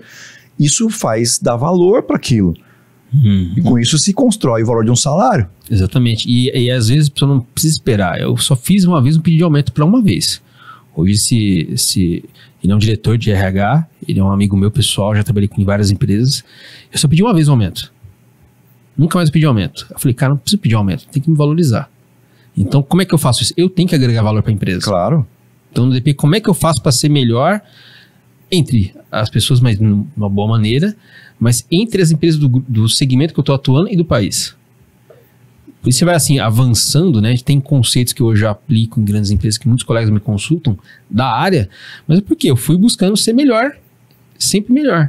Então, às vezes, vem um reconhecimento por vir, porque a empresa sabia, pô, esse cara tem valor, ele é um risco perder ele. O que acontece? Ela me bancava. E eu nunca cheguei na contraprova, o cara me dá uma proposta, eu saí. Se me dá uma proposta, eu saio. Eu fazia isso como empresa, né? Eu não chegava jogando maior valor, né? Recebi uma proposta do cara lá de R$1.000 a mais. Não, se ele me deu R$1.000 a mais, eu gostei, eu saio. Porque aquele cara que ele já tá pensando, ele sai. Sim. Então, você tem que... Hoje, o mercado é de valor. E não tem como você sair ganhando muito, porque você tem que entender do seu negócio. Não dá para você pegar uma empresa de serviço, por exemplo, limpeza, conservação, ou de uma empresa, às vezes, de bebidas e investimento. O ramo é diferente. O core é diferente. Então, você tem que ser bom e dar retorno para a empresa. O retorno vai vir para você. Então, primeiro você dá para depois receber. Perfeito. E hoje acontece muito o quê? O cara exigir. Não existe nada fácil. Não existe o ROI que vem rápido, que se ele vem rápido, ele vai também rápido. Então, qualquer atividade que vai fazer dentro do DP ou qualquer área que seja, você tem que um esforço, uma energia, mas cuidado para também não ser sobrenatural, né? Porque, nossa, estou fazendo demais aqui. Acontece, às vezes, a empresa não tem a cultura de reconhecimento e valorização. Às vezes também você não chegou para o Cris e falou para ele que você tem um bom trabalho, que tem colaborador que faz isso, né? Sim. Faz um bom trabalho ali, acho que vai ser reconhecido. Não. Marca que não é vista, não é lembrada. Se você não tomar café com a sua liderança, você vai ser esquecido. Às vezes o líder também não é um bom relacionamento, mas, cara, vai e conversa com ele. Isso que você falou até emenda com a próxima pergunta que eu tenho aqui, que é como gerir e motivar equipes remotas no departamento pessoal. Mas antes de você responder ela, eu queria deixar um recadinho aqui. Isso que o Jean está dizendo é o seguinte, tem duas variáveis para você ganhar dinheiro. Uma das variáveis é a quantidade de horas do dia, e a outra variável é o quanto vale a sua hora. Então vamos imaginar o seguinte, se você ganha R$10 por hora, e você, obviamente que é impossível isso, mas é só para você entender a conta, e trabalhasse 24 horas por dia, você teria R$240 num dia de trabalho. Vezes 30 dias, esse seria a capacidade máxima sua de geração de receita. É óbvio, eu entendo que é impossível você trabalhar 24 horas por dia. O que eu estou dizendo seria a capacidade máxima, ok? Como é que você faz então para ganhar mais se você não pode aumentar a quantidade de horas que existe num dia? A tua hora precisa valer mais de R$10. Simples assim. Se a sua hora passar a valer, por exemplo, R$50, você pode, de repente, até trabalhar 6 horas por dia, obviamente se você tem um negócio próprio. Mas como que você faz isso? Estudando, buscando conhecimento. O teu valor muda de acordo com o conhecimento que você tem, porque o teu trabalho passa a ser reconhecido de forma diferente. É isso, né, Jean? Exatamente. Então, hoje a gente se fala de o reconhecimento por hora, né? Tem um colega meu que falou assim, Jean, como consultor, quando eu estava com consultoria, né? Agora tem o IPO. Você tem hora limite. Então, independente do valor que você cobra, você só vai ter 220 horas, que é das 8 às 18. É isso aí. Você quer fazer mais? Vai ter que trabalhar no final de semana. Como é que você melhora isso? Entregando valor. Uhum. E além disso, né? Até aproveitando aqui, o pessoal falar, pô, você é empreendedor, você tem o tempo livre. Você vai trabalhar o dobro. O dobro? Porque o seu negócio, sua vida está em jogo. Uhum. Você está apostando tudo que você tem, uma ideia, o mercado vai comprar, e as pessoas vão trabalhar pelaquela ideia, mas o maior risco é o do dono. E do colaborador, você tem que ter o maior risco, que é a sua carreira. Então, seja o melhor. A gente está falando assim de DP, então eu sempre busquei ser o melhor, mas não melhor para mim. Faz uma competição com você mesmo, se compara com os outros. Não é porque de repente você está com um computador legal da Dell aqui, tem um computador legal da Dell também. Vai fazer sentido para você ter um computador legal? E a gente emenda naquela questão do home office. Às vezes o empresário ele vai trabalhar home office, mas dá uma máquina velha, ruim, lenta, né? Não vai ter performance. Eu sou um cara que sou surpreendido. Tem uma empresa que eu trabalhei como líder, eu troquei de máquina, um notebook 3 vezes durante o ano, cara. Porque eu tinha uma liderança que me apoiava, eu ia pra reunião e falei, essa carroça aí, troca isso aí, cara. Então eu tinha o apoio da liderança. E eu peguei um computador, porque pra mim a performance é muito boa. Sim. E no home office faz sentido. E emendando esse tema, tem um gestor que falou assim, Jean, eu não sei o que o cara faz em casa. Se ele tá enrolando. Eu falei, amigo, se ele enrola em casa, ele vai enrolar debaixo do nariz, que é pior. E se ele tá na empresa, tá enrolando. Então, contratem a pessoa pelo caráter, pela vontade, o desempenho, a técnica que a gente ensina. Então, a pessoa às vezes, poxa, mas eu não sei fazer cálculo de provisão. Mas eu também nem sei, ué. Então a gente pergunta algum tema, a gente vai perguntar para alguma pessoa. Então eu não sei de tudo. E aí precisa se cercar de pessoas boas, mas não com pessoas com... Às vezes tem gente que, faça o curso que voltado para o que você precisa. Pensando no ROI, né? Pensando no ROI. A gente usa uma frase aqui de mantra, que é assim, se não tem ROI, nem constrói. Essa é boa, eu vou guardar para mim. Se não tem ROI, nem constrói. Mas é isso. Então não adianta, por exemplo... E às vezes tem que despertar no mercado o interesse. Então, quando você está na sua área atuando com a liderança, busca conhecimento que vai agregar no seu dia a dia ali. Não é porque, exemplo, eu vou olhar um curso eu sou DP, eu vou olhar um curso de finanças. Não que é isso. Mas como é que eu posso melhorar meu dia a dia na empresa? Faz um bom trabalho para você. Sempre vai ter alguém olhando. E até te falar uma coisa. Falando com a menina hoje, né? Antes de vir para cá, eu não sou muito bom de manter o network. Eu guardo no Excel, né, cara? Porque senão a gente não lembra, né? E aí ela falou, nossa, gente, obrigado por ter ligado, faz 2 anos. Mas é porque ela gravou na memória que ela era boa. E é uma pessoa que, com certeza, quer ter no time. Uhum. Porque vai gerar valor. Talvez não conheça do que é alguma coisa que eu preciso. Mas ela tem vontade, tem interesse. Eu tenho, para quem trabalhou comigo e sabe lidar comigo, eu sou um cara que não retém conhecimento. Então, no home office, se o cara está performando ou não, depende de quem você contratou. Eu concordo com você, Jean. Aí eu fico com uma questão. Eu não sei trabalhar em home office. O Cristiano, não sabe trabalhar em home office. Eu sou mais antigo. Então, mesmo durante a pandemia, a gente tinha aquele jeito de dar aquelas escapadinhas eu vinha para o escritório. Às vezes ficava sozinho aqui no escritório. O time de eventos, né, o Ju que está com a gente gravando aqui, o time do pessoal da produção, eles já vinham porque o produto, ele acontecia, tinha que estar aqui para poder fazer monitoramento de equipamento, essas coisas. Mas às vezes eu vinha sozinho para cá. Então, estabeleci uma crença de que trabalhar em home office não funciona ou de que não é possível. Depende do negócio, né? Depende do negócio. Mas aí, o que eu sinto, tá? E talvez por eu ser uma pessoa mais de relacionamento, dando o perfil do disco, o meu I é mais alto, sabe? Aquelas coisas. Que o desenvolvimento das pessoas, ele é melhor quando está no presencial. Quando você está no home office, você não tem interação. Então, você pode executar mais, talvez você consiga realmente entregar mais, porque você está 100% focado ali, você não tem dispersão, né? Sim. Salvo algumas exceções, porque às vezes você tem criança em casa e tal, você tem alguma dispersão, televisão, dependendo de cada um. Mas dentro do escritório, essa parte de troca, eu acho que ela desenvolve mais e ela estabelece, por exemplo, uma relação melhor com a liderança. A gente até viu isso com alguns clientes, onde as equipes que tinham sido mais promovidas, vamos chamar assim, eram aquelas que estavam no presencial, porque o líder tinha uma relação melhor com as pessoas, entendeu? Sim. Se você não cria roteiros, né, modelo de gestão, por exemplo, daily, né? Tem empresa que fazem daily, 15 minutinhos, tem empresa que faz reunião mensal. Você tem que ter ali o tato no mínimo uma vez por semana. Realmente você ter todo dia home é ruim para a pessoa. Ela se acostuma, depois ela cansa. Preciso ver gente. Então, faça um híbrido, né? Mas para o seu negócio. E o outro fator é o quê? Tem uma empresa que eu trabalhei, que eu era liderança, e a pessoa reclamava, pô, gente, você tá sempre em reunião. Eu falava mais com eles quando estava de home do que na empresa. Porque você estava sempre ali em reunião, em fazendo algum projeto, e quando chegava no home office, você tinha reunião, eu conseguia falar bem com a pessoa. E eu falei, nossa, gente, que interessante, né? Então você tem que saber equalizar para cada negócio, se faz sentido. Por exemplo, na Fopag, eu coloquei como regra 2 vezes por semana só no escritório. Aí eu abro um leque para contratação. Então eu não vou ficar só preso em Campinas, né? Um exemplo que o escritório é aqui. Posso contratar no Nordeste, Amazonas, às vezes no Sul. Tem um colega meu ontem falando com ele que ele vai trabalhar em Campinas e a empresa é sede no Sul, para fazer a folha de pagamento.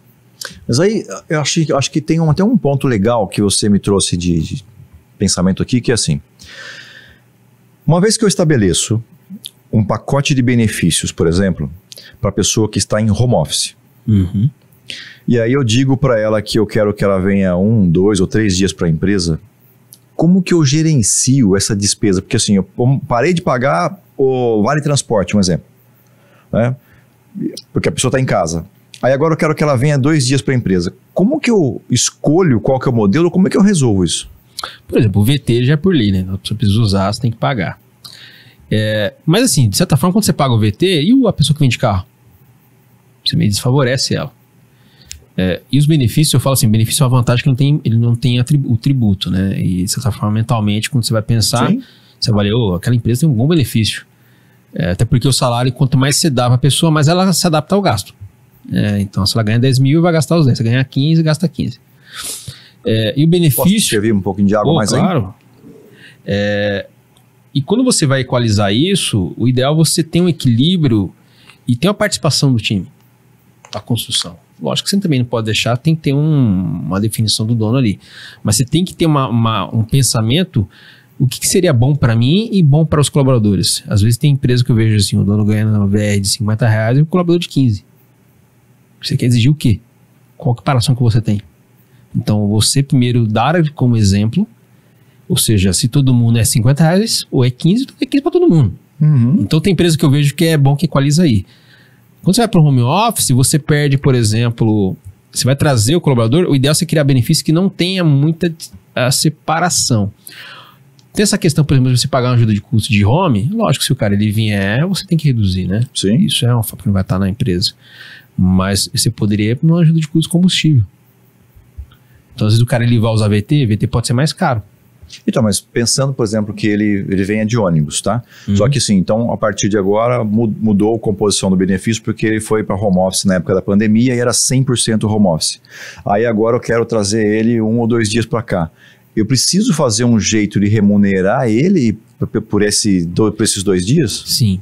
Aí você pode colocar a opção para ele no termo de pedido de VT. Você quer VT ou você quer vale combustível? Porque mas se ele não tiver carro? Se não tiver carro, ele vai ter que vir de ônibus. Tem que vir de ônibus. E aí eu preciso pagar esses 2 dias para ele, mais o benefício do home office. Só que do home office reduz, né? Porque você vai trabalhar menos porque ele vai receber o integral. Então a faca é de 2 gumes, né? Cada um tem sua moeda. Então se ele trabalhava 5, você vai reduzir do custo ali 2. Ah, mas você vai tirar, então eu não vou ter que te dar o VT também? É acordo de cavalheiro. Então Mas o sindicato aceita isso de boa? O VT em si, o sindicato a gente falou disso, né? Você tem que ter um bom relacionamento com o sindicato, né? Eu até guardei essa pergunta pro final aqui, porque eu acho ela polêmica. Mas, por lei, a CLT, você tem que dar o VT. Lógico que você tem você pode navegar entre os dois, né? Porque se o colaborador quiser o VT, ele pode usar. Ele vai usar com base no quê? No dia que ele vier. Uhum. Ele não vai usar o ônibus na casa dele. Mas se ele precisar vir para a empresa, tem que pagar. E vai ser meio que um balanço proporcional. Se ele vai usar 3 dias para vir, você vai ter 3 dias de VT, vai descontar os 6% e vai ficar um valor bom para ambas as partes. Da mesma forma, se não for usar o VT, ele vai usar o vale combustível. Entendi. Então, você pode equilibrar nos dois e tem clientes que ele coloca a opção VT ou vale combustível.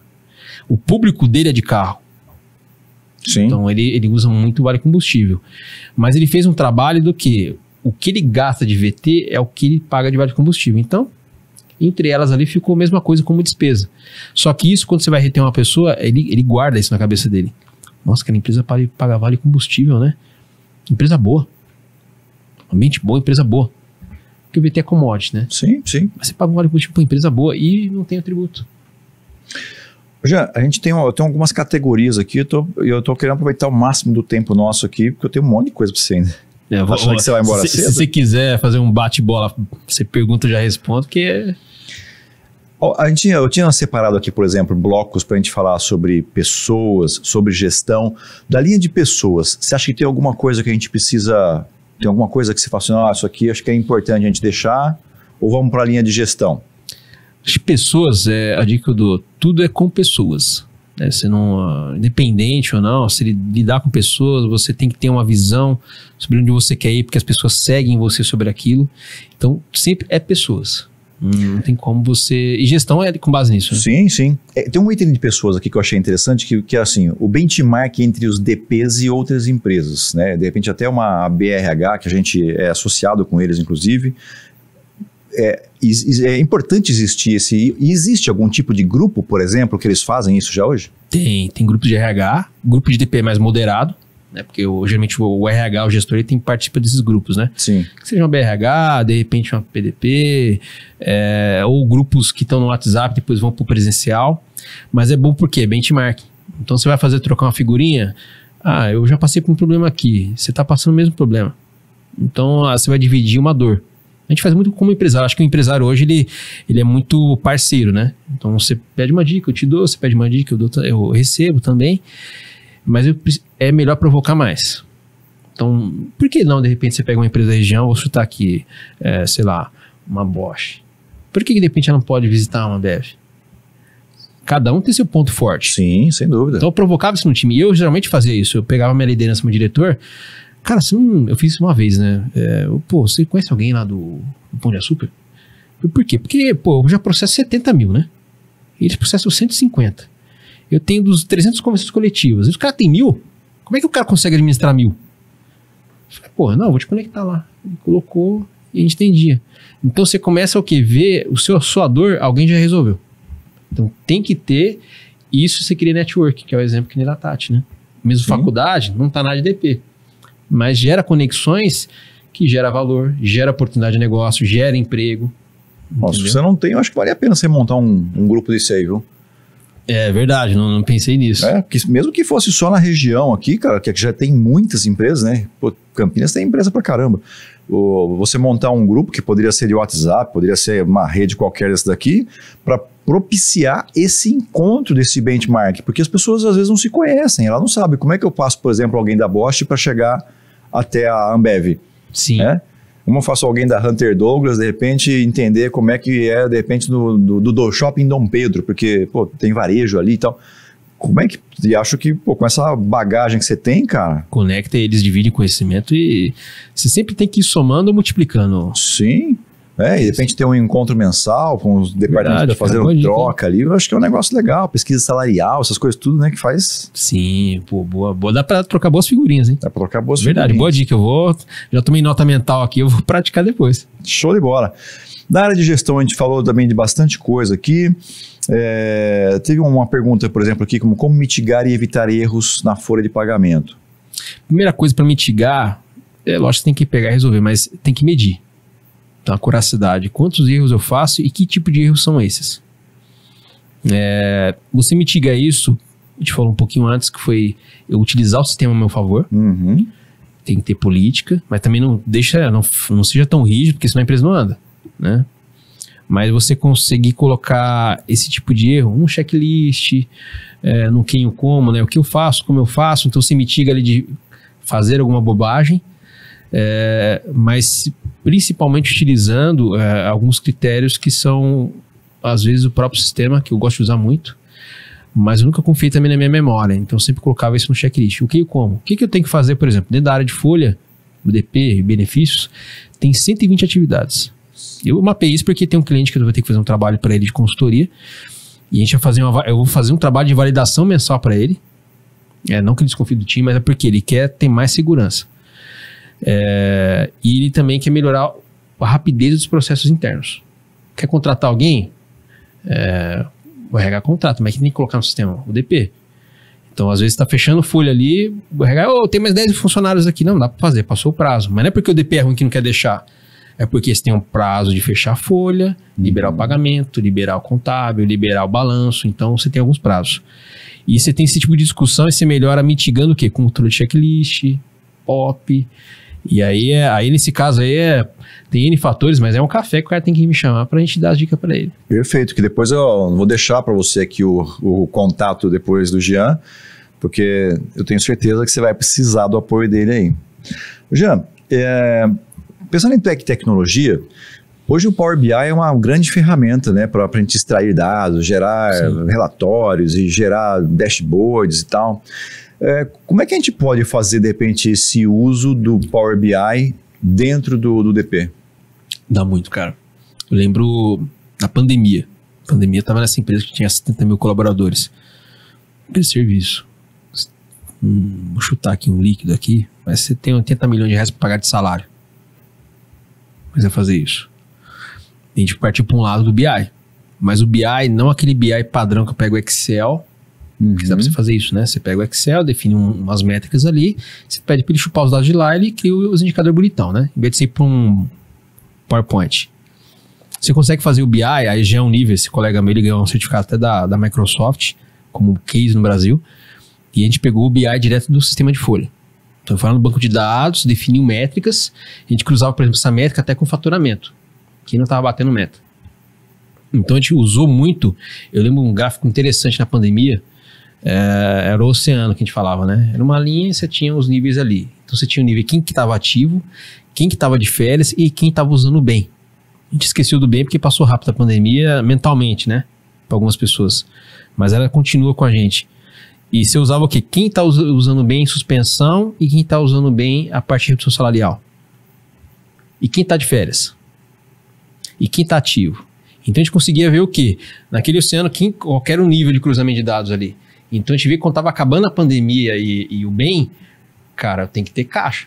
Como é que eu vou pagar um líquido desse ou férias se a empresa às vezes chegava e não quer pagar a nota fiscal? Eu participei de uma reunião uma vez da diretoria executiva nessa empresa, eu acho que tinha uns 40 diretores. E os clientes chegavam para ele e falavam assim, shopping, não sei se foi shopping, não sei que segmento que foi. Não vou pagar, não tem que pagar o salário para você. Eu falei, tem, porque... Aí eu falei para eles, tem, montei uma planilhinha bem simples, sabe? O que tinha de evento para 10º e férias. Tem, porque a provisão é lei. Como é que eu vou provisionar minhas férias? Tudo bem que eu não posso usar o líquido para pagar, eu uso bem. Mas as férias tem que pagar sim. Então eu dei atividade de armamento, né? De certa forma, para não ficar muito agressivo, mas eu dei informação para que os diretores sentassem com cada cliente do seu negócio regional, para que ele convencesse e também, lógico, o cliente usar aquilo para até o fornecedor dele. Sim. Então é obrigatório. Então, assim, se começar a usar o BI, mas utiliza... Como é que eu vou começar utilizando? Cria um indicador. Primeiro, quantas admissões tem no mês? Mas eu tenho 10. 10 vezes 12 é 140, pô, quase. Então você tem 140 admissões. Mas eu vou usar mais o quê? Coloca para as férias. Quem está saindo de férias no mês? Quanto você paga de férias? Quanto você paga de tributo? Imagina você tirar da folha direto. Não tem essa expertise. Monta um Excel, pede pro BI pegar lá. Já como é que eu aprendo? Tem cursos básicos, você expande, já tem. Faz um cursinho, aprende, faz um teste. Depois você vai pro nível hard, que é o quê? Você definir a métrica e pede para ele buscar do sistema. E até aproveitando essa semana, tinha uma colega minha, né? Trabalhei com ela, coordenadora de uma empresa. Falei, a diretora tá pedindo os dados lá que eu tenho que apresentar com relação ao custo de mão de obra. E ela é diretora, né? E vai ver quem tá pedindo. Eu falei, quem que é o cliente final? Você tem que entender a mensagem. O que o Cris está precisando? Você tem que entender e reforçar a ideia. Ele precisa saber do custo custo e quanto que eu pago de férias. Quer cortar benefício? Eu falei, não faz sentido. Mas ele não entende. Sabe por que ele tá falando isso? Porque ele não entende. Então vamos mostrar para ele. Aí que eu falei para ela assim, vamos pegar os dados de folha. O que você tem aí? Já não tem nada de folha. Então ela pegou, montou, totalmente manual. Saiu os dados do PDF, porque ela acabou de entrar na empresa, mas montando de forma simples pro dono. É um seletor de campos. Cara, você pega uma tabela, um Excel, faz uma tabela dinâmica e coloca seletor de campos. A diretoria adora apertar botão. Uhum. Então você vai comparando, por exemplo, quanto que eu pago de líquido mês passado para esse mês. Aí você compara quanto que eu paguei de imposto. Pega a base de INSS, porque a base de INSS é a base matriz de salário. Sobre ela se aplica o encargos, né? Que é os percentuais do governo. Então, tá variando, sei lá, variou 10% de tributo de folha de INSS, mas o líquido tá padrão. Tá estranho. É alguma coisa... Tem coisa aí, dá pra você pegar numa gestão, né? Sim. E aí a mesma coisa inverso. Cara, não aumentei a minha base de INSS, mas por que aumentou o líquido? Tem uma coisa errada, tô pagando alguma coisa na folha que não tem encargos. Você tem os dois lados. E também você pode comparar. Às vezes o cara ele acha que tá pagando muito benefício. Quando ele coloca um indicador para comparar o líquido de salário versus benefício, cara, é 1/3. É muito baixo o impacto. E mais baixo ainda porque você não tem o tributo. Então você começa a ter esses dados, mas a dica de quem que é para você fazer indicador? Monte primeiro mentalmente a ideia de indicador que você quer. Eu sempre fazia isso, porque você quer sair fazendo as coisas, e aí se aquele tempo que você pensou em fazer, se você tivesse parado, pegou uma folha A4 e desenhado, e validado com quem está pedindo, você gasta menos tempo. Você quer sair fazendo, você não sabe como é que é, né? Então para um tempinho, que eu falei para ela, o que você quer entregar? Eu quero isso, tá, onde você vai pegar? Isso, como é que ele quer ver? Dessa forma, tá? Agora já tem uma ideia que você vai fazer. Então faz dessa forma. Mas sempre deixa um botãozinho de comparativo. Porque a diretoria, quanto maior o nível e maior o risco, menor o tempo. Então o seu tempo, com certeza, é muito mais valioso, não desmerecendo quem ganha menos, mas por quê? Sua decisão, você pode quebrar um negócio. Sem dúvida. Sem dúvida. Agora, se você tem uma decisão, o DP dando dados para você tomar uma decisão estratégica, você sai na frente do concorrente. E outra, né? O fato de você ter um BI ou uma informação muito bem construída me ajuda a tomar uma decisão acertada, porque a minha decisão pode ser errada se a origem dos dados, né? Se os dados que vieram estão dados errados. Com certeza. E você começa a fazer gestão da área, viu, Cris? Sim. Dentro da área de DP, por exemplo, eu tenho 4 indicadores que eu gosto de apresentar. Volume, custo, performance e ganho. Volume, o tanto que eu faço. Ou seja, eu sou tão bom fazendo... Eu faço esse comparativo com o time, tá? Gente, a gente tá numa folha aqui, a gente tá 30 pessoas. Se a empresa quer terceirizar, eu terceirizo folha. Se a empresa quiser terceirizar, que é um beijo de todo mundo, né? Nossa, eu vou ser mandado embora, vou ganhar menos, nada a ver. Você vai ser... Depende também da empresa que você vai. Então, você tem volumetria. Você se compara você com o mercado. Então, empresa de serviço X com Y, eu sou tão eficiente? Média de mercado, grandes empresas, a cada 2.500 colaboradores você tem um analista, uma pessoa na área. Empresa menor, a cada 500, contabilidade é menor ainda. Então, a cada 150 você tem que ter uma pessoa no DP.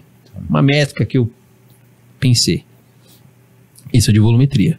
Tudo que eu faço. Performance é você comparar o tanto que você faz pelo time que você tem. Por exemplo, tinha uma menina que fazia férias, 4.500 férias por mês. Tem empresa que faz as férias na mão. Pega lá, calcula na mão e lança.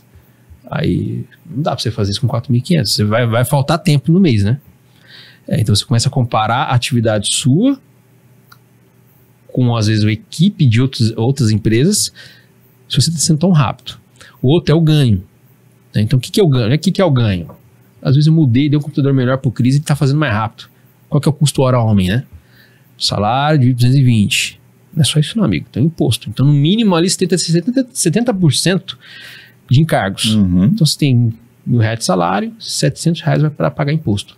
Nossa, mas é imposto? Não, mas tem o quê? Né? Essa empresa, fundo de garantia, provisão, então... Que é uma informação que eu acho que todos os colaboradores deviam saber, né? Porque às vezes fica naquela, pô, mas eu ganho X e não entende que, na verdade, por trás disso, a empresa não está pagando esse X, está pagando, às vezes, 2X, né? Na soma total dá quase 2X, né? Cara, isso eu vou até olhar para a câmera ali. Quem é dica? Você que é empresário, isso eu vejo até minhas pessoas que trabalham no DP, que muitos não conhecem, não porque elas não querem, é porque elas não sabem. Vou dar um exemplo aqui. Uma pessoa que tem lucro real presumido, tá? Lucro real presumido acima de 4 milhões, se eu não me engano, que a pessoa fatura por ano. Se você tem um salário de R$1.000, você tem que pagar, na média, ali, em torno de 65% de tributo. Vou quebrar um pouco isso. E varia de cada segmento que é definido no KNAI. Toma cuidado, o KNAI que você coloca no início que vai abrir sua empresa. Você tem um bom contador estratégico para você, que é aquele que vai definir a estratégia do negócio, vai alinhar. 20% você paga de INSS patronal. Beleza, tem 20%. RAT, FAP. RAT é o risco, né? Então, não vou falar muito deles, senão alguns vão corrigir aí, mas na média é 3%. Vale entre 1 a 3. Você tem o FAP também, que é o fator acidentário, que define se é a previdência. Você tem oportunidade de contestação dele também, pode fazer. Então você pega o RAT versus o FAP. Tem empresa que quando ela começa, fica o RAT 3, 1,5, então fica bem baixo o tributo sobre folha. Mas entre 3 vezes 2, cara, vai dar 5. Então você tem empresa que tem 5% de RAT e FAP. Você tem os terceiros, SESI, SENAI, SENAT, blá blá blá, que chega a 5,8. Isso aí, estamos somando aí e vamos colocar o fundo de garantia também para incrementar um pouquinho mais. Você pode chegar a uma média de 36% a 38% desses encargos puros.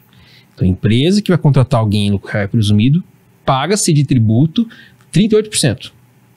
Então, R$1.000... Só presumido ou no real também? No real também. Tá. Você paga o governo. Não tem só isso. Você tem também as provisão, né? É obrigatório. Você tem que fazer ele. E sobre a provisão, você tem o tributo dela. Então, na média, a provisão 13º e férias dá em torno de 26%. Se somar os dois, chega a 65%. Bom, sobre qualquer valor remunerável, tem esse tributo. Então, se é recorrente, então tem várias discussões aqui. Então, 68%. E aí você tem os benefícios. Então, o que é a ideia do empresário? Ah, vou cortar benefício, tá caro. Não. Dá mais benefício. Dá um bom salário, porque pessoa boa custa caro. Sim. E por outro lado, os benefícios, a pessoa lembra mais do benefício que salário. Nossa, aquela empresa lá, né? Porra, paga um bom VR, cara. Um bom benefício. Um bom VR. Vou no mercado, faço minha compra do mês. Não é a mesma coisa você ter o salário? Não. Porque salário tem um tributo. Só que tem regras, tá? Legais, do PAS e tudo mais, que você tem que observar isso com o seu contador, a sua empresa de BPO ou com o usuário do DP, né? Pra lá entender melhor. Mas na mente a gente fala o quê? Um funcionário sempre custa o dobro, né? Você somando o mesmo dá quase 100%. Porque é o quê? O salário do cara mais 100%. Então, se é 1.000, custa 2. Eu falo na minha regra que é 3. Por quê? Você tem o salário, mais os tributos, mais a atração da pessoa. Você não conta tudo, porque ele vai chegar jogando. Tem que entender o negócio. Porque se ele chegar jogando, vai dar um problema para a empresa e para ele. Até ele tracionar é de 3 meses a 1 ano. É verdade. Verdade. Então, A área comercial a gente percebe, então, aqui mais ainda. Né? Não de 1 ano, mas de 3 a 6 meses, com certeza. Porque ele começa a entender. Então você tem ali na regra, mais ou menos uns 100%. Então dá uma olhada com carinho na área de benefício. Com carinho mesmo. Pega seu fornecedor de benefício, pega a área de benefício, olha com carinho, entende os valores. O salário você não muda. E aí você pode fazer o quê? Cargos salários, uma política de remuneração. Um pacote de remuneração. Porque as empresas são melhores que a outra? É o pacote dela. Mas não dá para pegar, por exemplo, um modelo da Ambev e aplicar no meu. Meu negócio é BPO e folha, não é bebida. Mas eu posso pegar inside que é legal lá, que eles fazem, por que eu não posso aplicar no meu? Por isso que quando eu vou fazer um BPO minha empresa, eu não olho só para processar. Eu entendo que ele fica, cara, não dá para você colocar mais um benefício de home office. Mas não faz sentido, vou para home office para alguém. Cara, a pessoa está gastando energia da casa dela. Internet da casa dela. Compensa para ele. Ele vai lembrar de você porque alguém dá uma proposta para ele. Lá não tem home office, vou ficar aqui. Se você der o salário, você paga 10, o cara gasta 10. Opa, perdoe. Você paga 15 e custa 15. Então tem gente que não tem controle financeiro. Então esse é o cuidado. Acho que a dica para o empresário é o quê? Olhe os números de folha. Boa. Antes de você ter falado isso, você comentou dos 4 indicadores. Sorry. Resume ele aqui. Quais são os 4 para deixar também para a câmera aqui? Tem o volumetria, você tem a performance, você tem o ganho e custo. Então a gente falou de volumetria, quanto que você faz de processamento. Você tem o de performance, que é quanto você faz comparando com o mercado, né? O terceiro de ganho, tudo que você traz de retorno financeiro, o ROI da pessoa, às vezes alguma liminar que você entra de tributos de folha, uma revisão tributária com o contador, você pode ganhar também uma grana ali. E o terceiro que é o quê? É o gasto. Quanto que eu gasto de férias, quanto que eu gasto de 13º, quanto que eu gasto de tributo, quanto que eu gasto de folha de pagamento. Você tendo esses 3 indicadores, já como é que eu começo? Começa com um de cada um desses. Depois você vai começando a ganhar gol, você incorpora ele no seu dia a dia. E isso eu estou falando desse indicador como gestor de DP. Você tinha comentado 4 indicadores, né? Volume, performance, ganho e custo. Show. E aí tem a cerejinha do bolo, que é a volumetria. Então, às vezes, chega sempre uma demanda, Cris, tem que aprovar isso. Não está na rotina, é uma demanda nova. Aquela demanda leva tempo. Tempo leva custo de salário. Custo de salário leva encargos. Então, tudo que você chega em cima da hora é fora da agenda. Você tem aquela sensação, Cris, de você chegar de manhã, se planeja e o dia foi diferente? É perda de dinheiro. Sim. Não que seja ruim, mas se você planeja tem coisa errada aí. A gente que está no dia a dia comercial, vendendo, é normal você ter uma agenda diferente. Mas quem está fazendo uma folha, quando chega uma demanda nova, ele está focado ali fazendo um evento. E eu já tive problema sério com isso, tá? Uma menina uma vez se flegou um evento de desoneração da folha. No sistema você fica lá e flag e manda pro governo. Ela esqueceu, cara. Gente, esqueci de flegar o evento, tá? Precisa, quanto que custou isso? 4 milhões. Eu falei, pô, precisa. Eu falei, não, perdoa, mas também ninguém vai saber qual a empresa. Ela flegou errado. Não que você vai pegar e vai chamar a atenção dela. Tá, mas como é que você fez isso? Vamos tentar arrumar. Antes de o meu chefe brigar comigo. Que foi atrás, pesquisou e tal. Aí eu falei, falou o nome dele, falei, e aí, como é que você tá hoje, meu chefe, né? Tô bem, já fala o que você quer. Cara, acho que nem escorregadinha ali, um pouquinho, né? 4 milhões. Nossa. Cara, é dinheiro. Pô. E era empresa de serviço. Então, você nunca vai estar munido de não ter uma falha. porque é humano. Então, numa pressão, às vezes, que alguém fez com ela estava calculando, fazendo um trabalho, tirou o foco dela, tem essa pesquisa, né? Tirou o foco dela até ela voltar a entender, ela esqueceu de flegar. Então, o que eu falo? Por que eu libero o home office? Porque a pessoa em folha, o especialista não gosta de ser interrompido. Você vê desenvolvedores, né? Eles eles ficam focados na sua casa e tudo mais, porque um código errado dele gera um efeito cascata enorme. E eu já tive isso em folha, tá? Uma empresa de sistema em nuvem, grande mercado, foi lá e ativou um demitido. Pagou o salário para 2 demitidos. Nossa. E aí, Jean, você não pegou isso? Falei, cara, onde eu vou saber que o demitido, o fornecedor foi lá e ativou ele? Lógico que eu fiquei em cima do fornecedor. O diretor de atendimento ao cliente virou um amigo, porque enchi tanto o saco dele, né? Até ele me dar a resposta. Mas foi uma falha, porque um cara estava desenvolvendo, alguém deve ter chamado ele, colocou uma letrinha diferente, cara, ativou um demitido. E aí quem ficou mal na foto? Fui eu. Porque, Jean, você não faz gestão no controle? Tem uma fórmula matemática, Jean, para performance. Não sei se você conhece ela. Não conheço. Então, vou falar aqui, ó. A fórmula da performance é P é igual a P menos I, né? P maiúsculo é igual a P minúsculo menos I. O que é? A performance é igual ao potencial que aquela pessoa tem menos a quantidade de interferência, o I de interferência. Então, quanto mais interferência você tem, você diminui, obviamente, né? Porque se o potencial for 10 e a interferência for 20, a tua performance é menos 10. Interessante. Né? Se a tua performance, se o teu potencial é 10 e o número de interferência é 1, tua performance foi 9. Então, esse cálculo, ela ajuda muito para você medir. E tudo isso que você comentou é interferência. É um WhatsApp, é uma interferência, é uma reunião, é uma interferência. Às vezes, tirar o foco da pessoa ali porque fez uma pergunta é uma interferência. Dentro de casa, em algumas situações, o filho pode ser uma interferência, a televisão uma interferência, né? E isso tudo mexe com a performance da pessoa. Total. E a gente falando de interferência, o e-mail, né? O WhatsApp, e-mail, sim. Por exemplo... hoje a gente trabalha, quando o cliente ele começa, ele vem no e-mail, né, para ele se adaptar, também não ser um top-down de mudança, mas a gente tem uma ferramenta que a gente controla tudo ao mesmo tempo. Então, atendimento, ele vai na ferramenta e faz o pedido dele, uma dúvida e tudo mais. Dentro da ferramenta ele faz a comunicação, né? Tu responde, ele consegue avaliar o serviço. E aí eu tenho menos interferência o quê? No WhatsApp, porque hoje que nem você vai, eu mando um WhatsApp pro Cris, eu respondi 2 horas depois, desculpa aí a demora. Tem gente que fala assim, gente, desculpa, não, tá no seu tempo. Sim.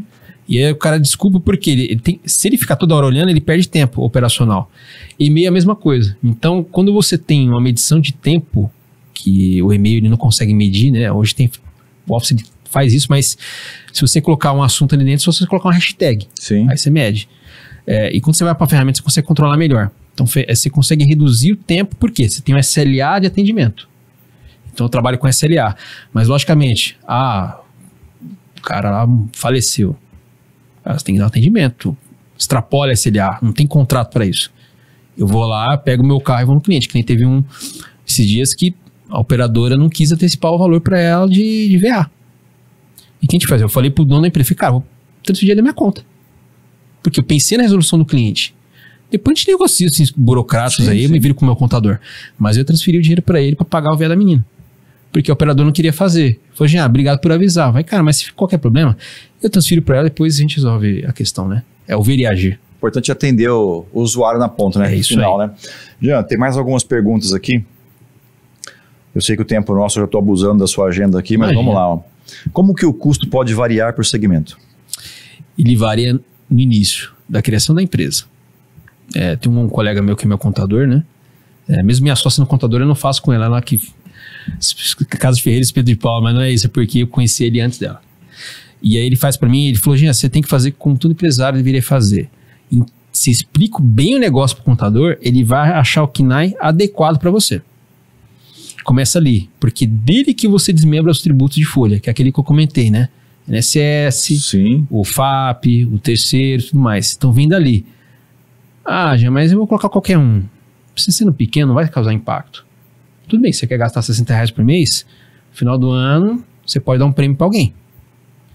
Quando eu falo de grandes volumes, que é o segmento que eu trabalhei muito como CLT, que um amigo meu falou, Jean, se alguém erra um percentual de 0,5 do FAP numa folha de 60 mil colaboradores, eu falei, cara, é dispensa. Lógico que a pessoa tá falhando muito, mas com certeza vai rolar ali um feedback sem açúcar. Perfeito. Eu vou tomar um cafezinho com ele e vou explicar, cara, o que você estava fazendo? E eu como responsável, por que eu coloquei uma pessoa despreparada para cuidar de um tema tão perigoso? Então, isso você define com KINAI na hora que você vai abrir. E ele varia pelo quê? O KINAI ele determina se você vai usar, de repente, um RAT de 3, um RAT de 1. De repente, se você vai ter... Se você pode usar tem indústria que você pode usar, às vezes, a arrecadação direta, né? Você não usa lá a parte do INSS, você transmite para o governo, você pode arrecadar direto para, se não me engano, a Federação das Indústrias, né? Você arrecada para ela direto, você usa aquele dinheiro para treinamento. Então, ali você consegue definir a tributação correta. E o que acontece hoje? O E-Social, toda empresa tem que mandar hoje. Se tem 30 milhões de empresas tem que abrir. Se abrir uma empresa hoje, principalmente no Simples, para frente, é obrigatório se mandar social. MEI também. E nisso aí, o que o governo faz? Tá, você tem um KINAI, expande, tem um KINAI de treinamento, pondo aqui, tá, Cris? Igual do Jean. Por que a expande está pagando menos? Ele já usa um modelo de análise artificial, mas não notifica a empresa ainda. O que acontecia? Antigamente o CLT era no papel. Aí a empresa, faz diferente para mim aí. Não pode. Tô assinando, manda fazer. Formalizo, não tem problema, risco seu, não meu. Hoje você não consegue fazer isso, porque você lança o evento de salário. Lá no governo ele entende que salário tem que ter tributo. Por que eu não vou colocar? E acontece o que? Ele vai comparar você com outro. Tem coisa errada aí, viu? E é eletrônico. Não teve muita fiscalização da pandemia para cá, né? Eletrônico. Recentemente saiu a noticiário que tem que assinar o DET. Toda empresa tem que assinar o DET. E dali que a Receita vai notificar o empresário. Se der 15 dias, é como se fosse aquela ciente que eu vou pagar. Você avisou lá, você tem um tributo de 100 mil reais. Vou dar uma levei amanhã esse e-mail. Amanhã o vencimento, se não foi, você tem que pagar. A Receita é justa com relação a isso. Então, a variação ele tem sim, principalmente no segmento. Mas você pode o quê? Usar ali dos meios de análise, porque às vezes você parametrizou errado, criou um evento errado. Faz uma auditoria. Recomendo. Não é só auditoria para empresa que é Big Four e tudo mais. Contrata uma auditoria para dar uma olhada em folha, para ver se tem alguma, não de punir o cara, né? Porque às vezes tem um cara que pega auditoria para chicotear o funcionário. Aí que não vai querer passar as informações mesmo. Mas como orientação. Perfeito. Isso é a melhor situação, porque eu já participei de auditoria que o pessoal vem querendo dar chicotada. Aqui não funciona não. Você pode até bater em mim, mas vai voltar. Mas pro time, eu não passo, eu tenho que amortecer o impacto disso. Mas tem gente que usa isso como munição, achando que a chicote vai funcionar melhor o resultado. Não é assim que funciona. Foi o tempo, né? Já foi. A outra pergunta que eu tenho para você aqui, e essa aqui é até de curiosidade nossa também, tá? Como que seria a composição do custo com a folha de pagamento, mas pensando em segmentos diferentes? Para o meu segmento, eu imagino que é X% da folha versus o custo. Como é que funciona essa regra? Tem uma regrinha? Tem. Ele também vai do KINAI. Mas o que você pode olhar? O ideal, quando você vai criar uma empresa, já pensa antes de contratar qual pacote de remuneração você vai fazer. Porque o tributo ele é exato. O único sistema aqui dentro da folha que não é legislação que é exata, né?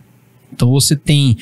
Se você seguir certinho a regra do KINAI com o seu contador, se definindo lá, você consegue ver o quê? Oportunidades. O que são as oportunidades? Nesse aqui meu segmento. Eu vou abrir uma empresa de treinamento.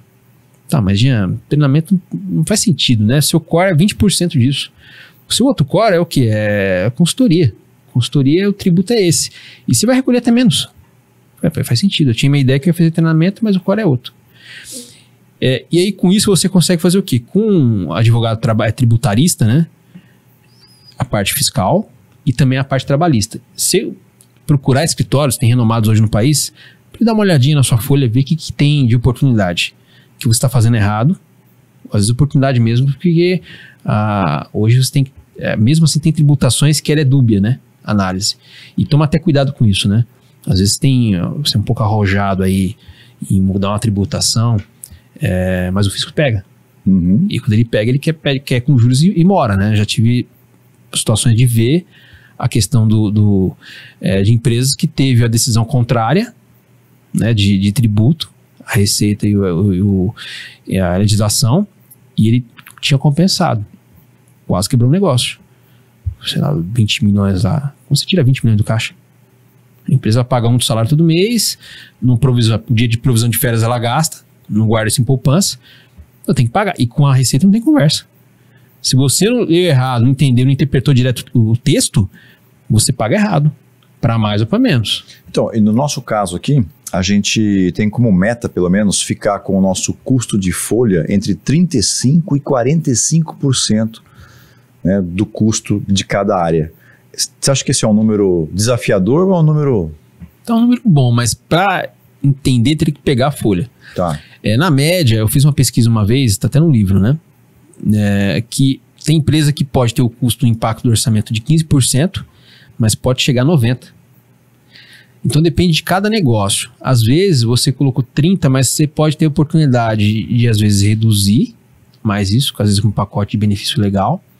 E tem aquela oculto, né? Então, às vezes, você dá um incentivo maior, o cara produz mais, dá retorno maior e o receita é maior. Uhum. Então, às vezes, o cara, ele é só mudar o potencial dele, o termômetro dele, né? Porque tá potencial na cabeça dele.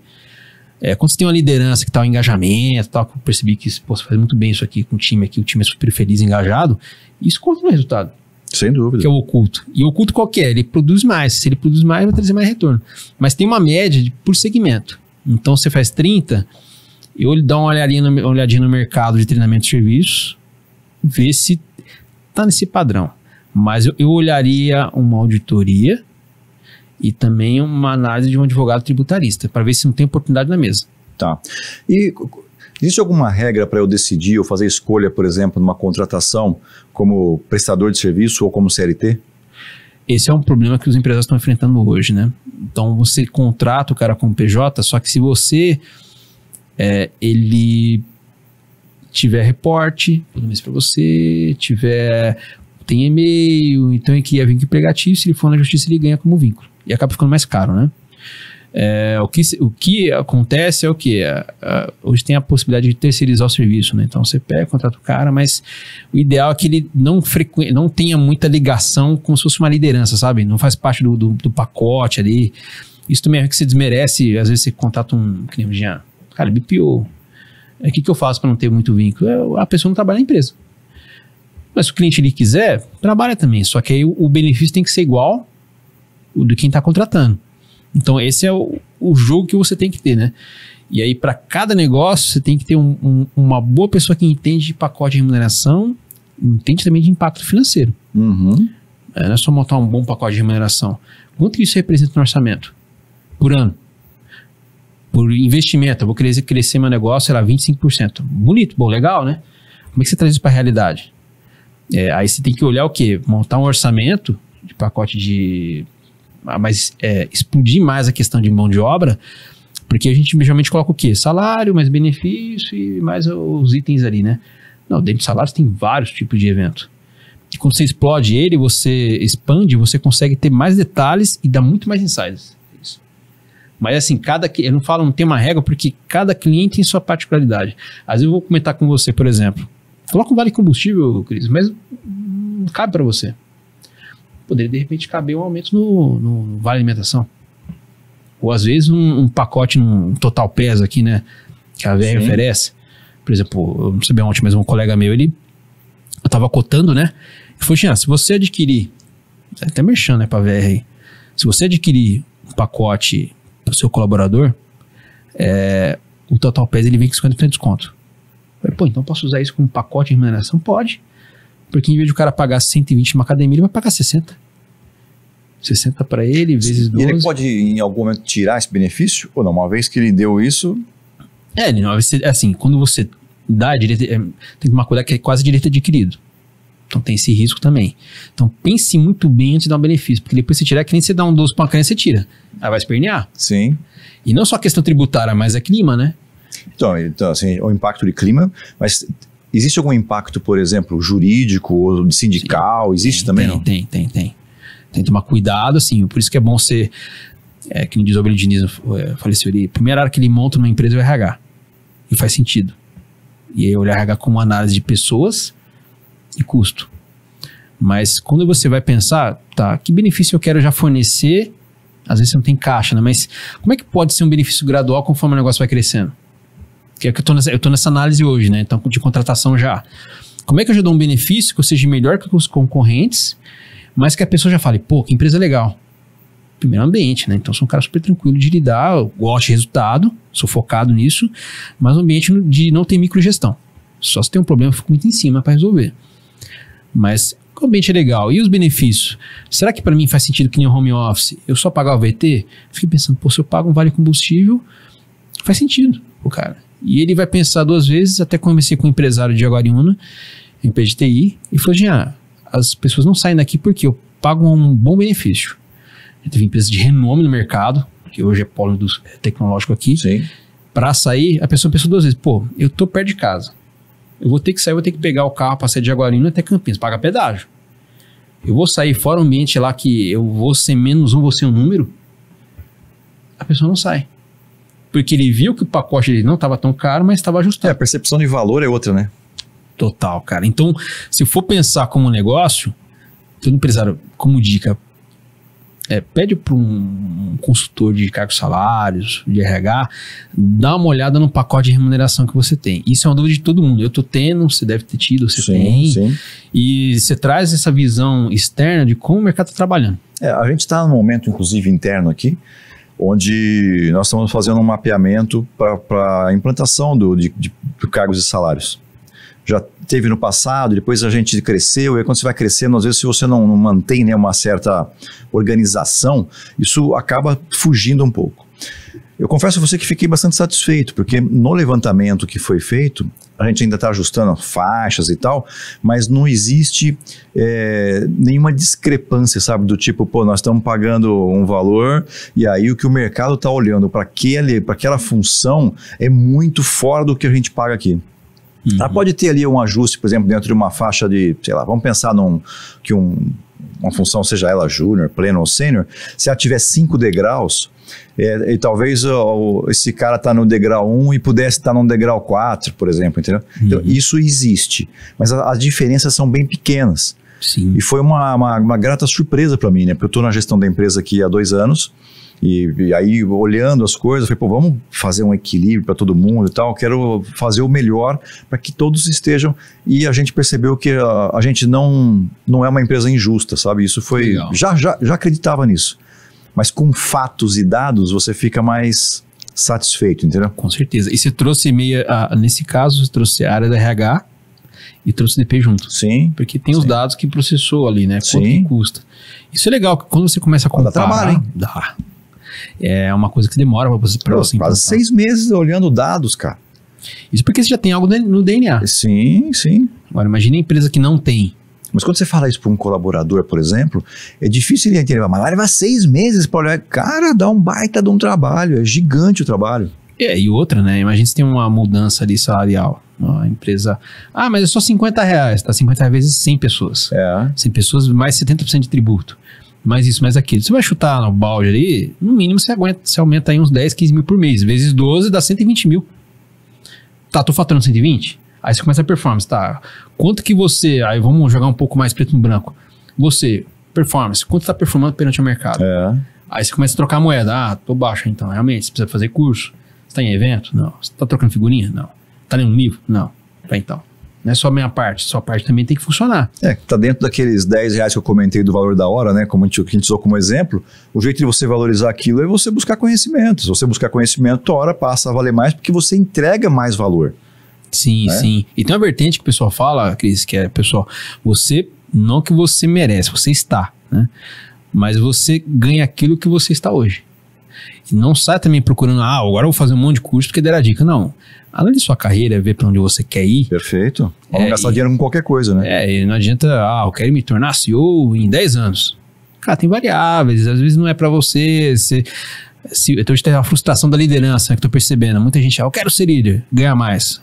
A responsabilidade é em dobro. Tem um colega que eu liguei para ele ontem, né, fazia 2 anos que eu falava com ele.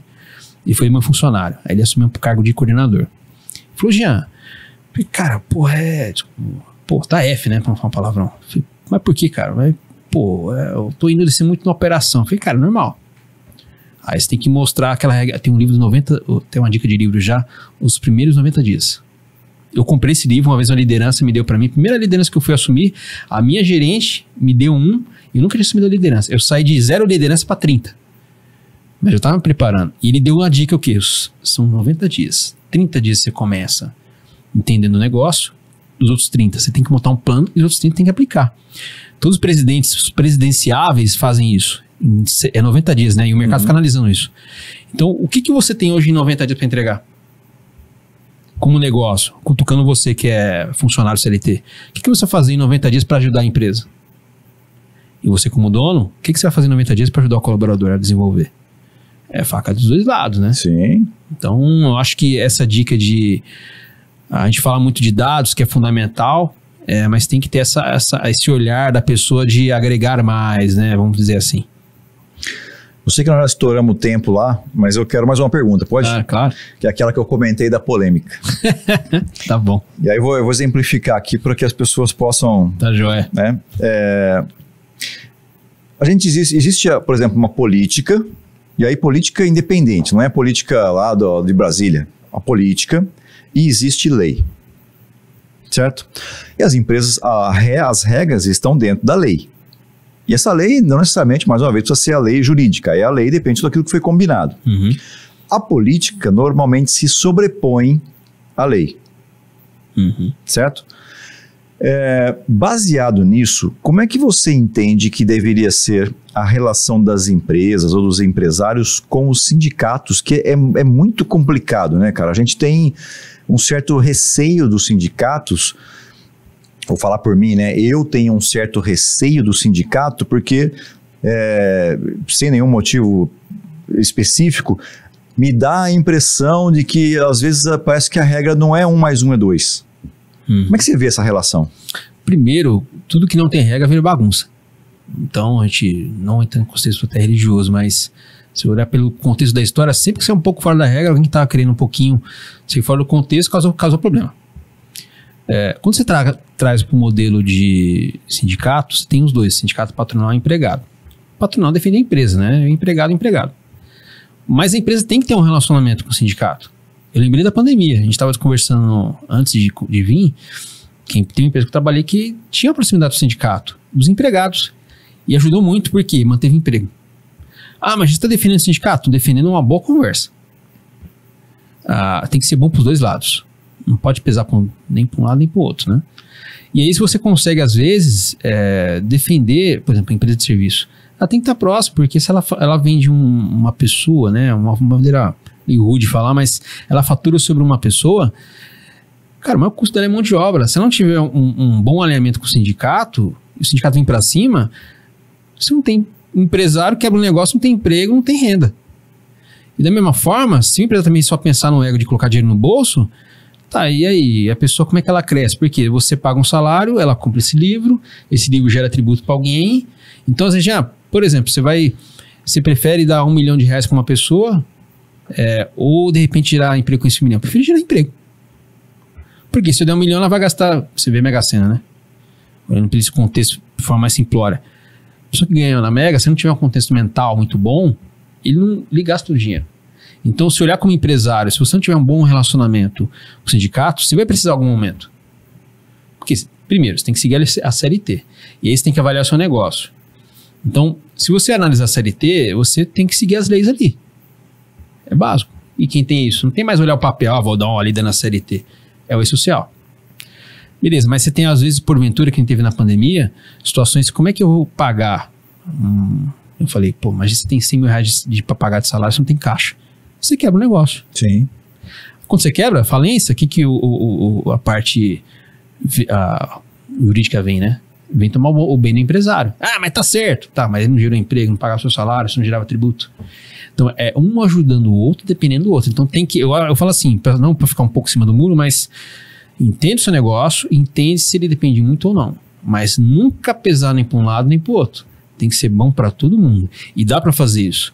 Já também empresa que tinha um relacionamento super próximo de sindicato, e tem empresa que, não quero nem relacionamento. Aí na hora que dava um problema lá, e agora? A gente fala com quem? Você falou no sindicato. Aí o dono fala, manda o cara do DP falar. Aí o DP vai lá, né, entre as pernas e fala, pô, me dá essa convenção aí. Mas você não é filiado, vai ter que pagar a convenção. Se tivesse um relacionamento bom e próximo, você conseguiria negociar, mas... Então você tem sindicatos que são muito próximos, por exemplo, tem um de americano que eu frequento, dou palestra lá. É patronal. Só que você se confunde, né? Patronal e empregado. Os dois são bons pros dois lados, se souber usar. E esse, por exemplo, o pessoal às vezes não vai em palestra lá porque entende que para sindicato quer... Mas não é isso. Ele quer o bem, mas tem uns que, lógico, às vezes ele quer o mais que o necessário. Mas é bom para todo mundo. E ele é bom para quê? Regular regras. Que está só no papel ali, você... né, tenta fazer alguma coisa, mas se tá com o sindicato, às vezes ele consegue te ajudar. Uma alternativa que teve na pandemia, como é que eu vou pagar salário? Tem empresa que eu trabalhei que deu férias, não é essas férias padrões que a gente tem hoje, que é 3 dias, 3 períodos, né? 5, no mínimo um de 14 também, você pode dividir em 3. Tinha situações que eu pagava férias para manter a empresa, a gente mandar 30, 70 mil pessoas embora, 70 mil famílias, dependendo. Negociou que podia fazer férias, por exemplo, numa empresa você paga as férias daqui a 30 dias, a outra empresa você paga 1/3 no final do ano, nessa outra empresa você paga as férias daqui a 10 dias e não 2 dias antes. Foi um relacionamento com o sindicato. E é isso que deu fôlego no caixa. Isso é patronal? Isso não foi empregado. Empregado. Assinou acordo entre as empresas e funcionou bem. O que o patronal faz pela empresa? O patronal, ele defende os empresários. Então, se tem uma categoria, por exemplo, vamos pegar um exemplo aqui de Americana, Sindicato Patronal do Têxtil.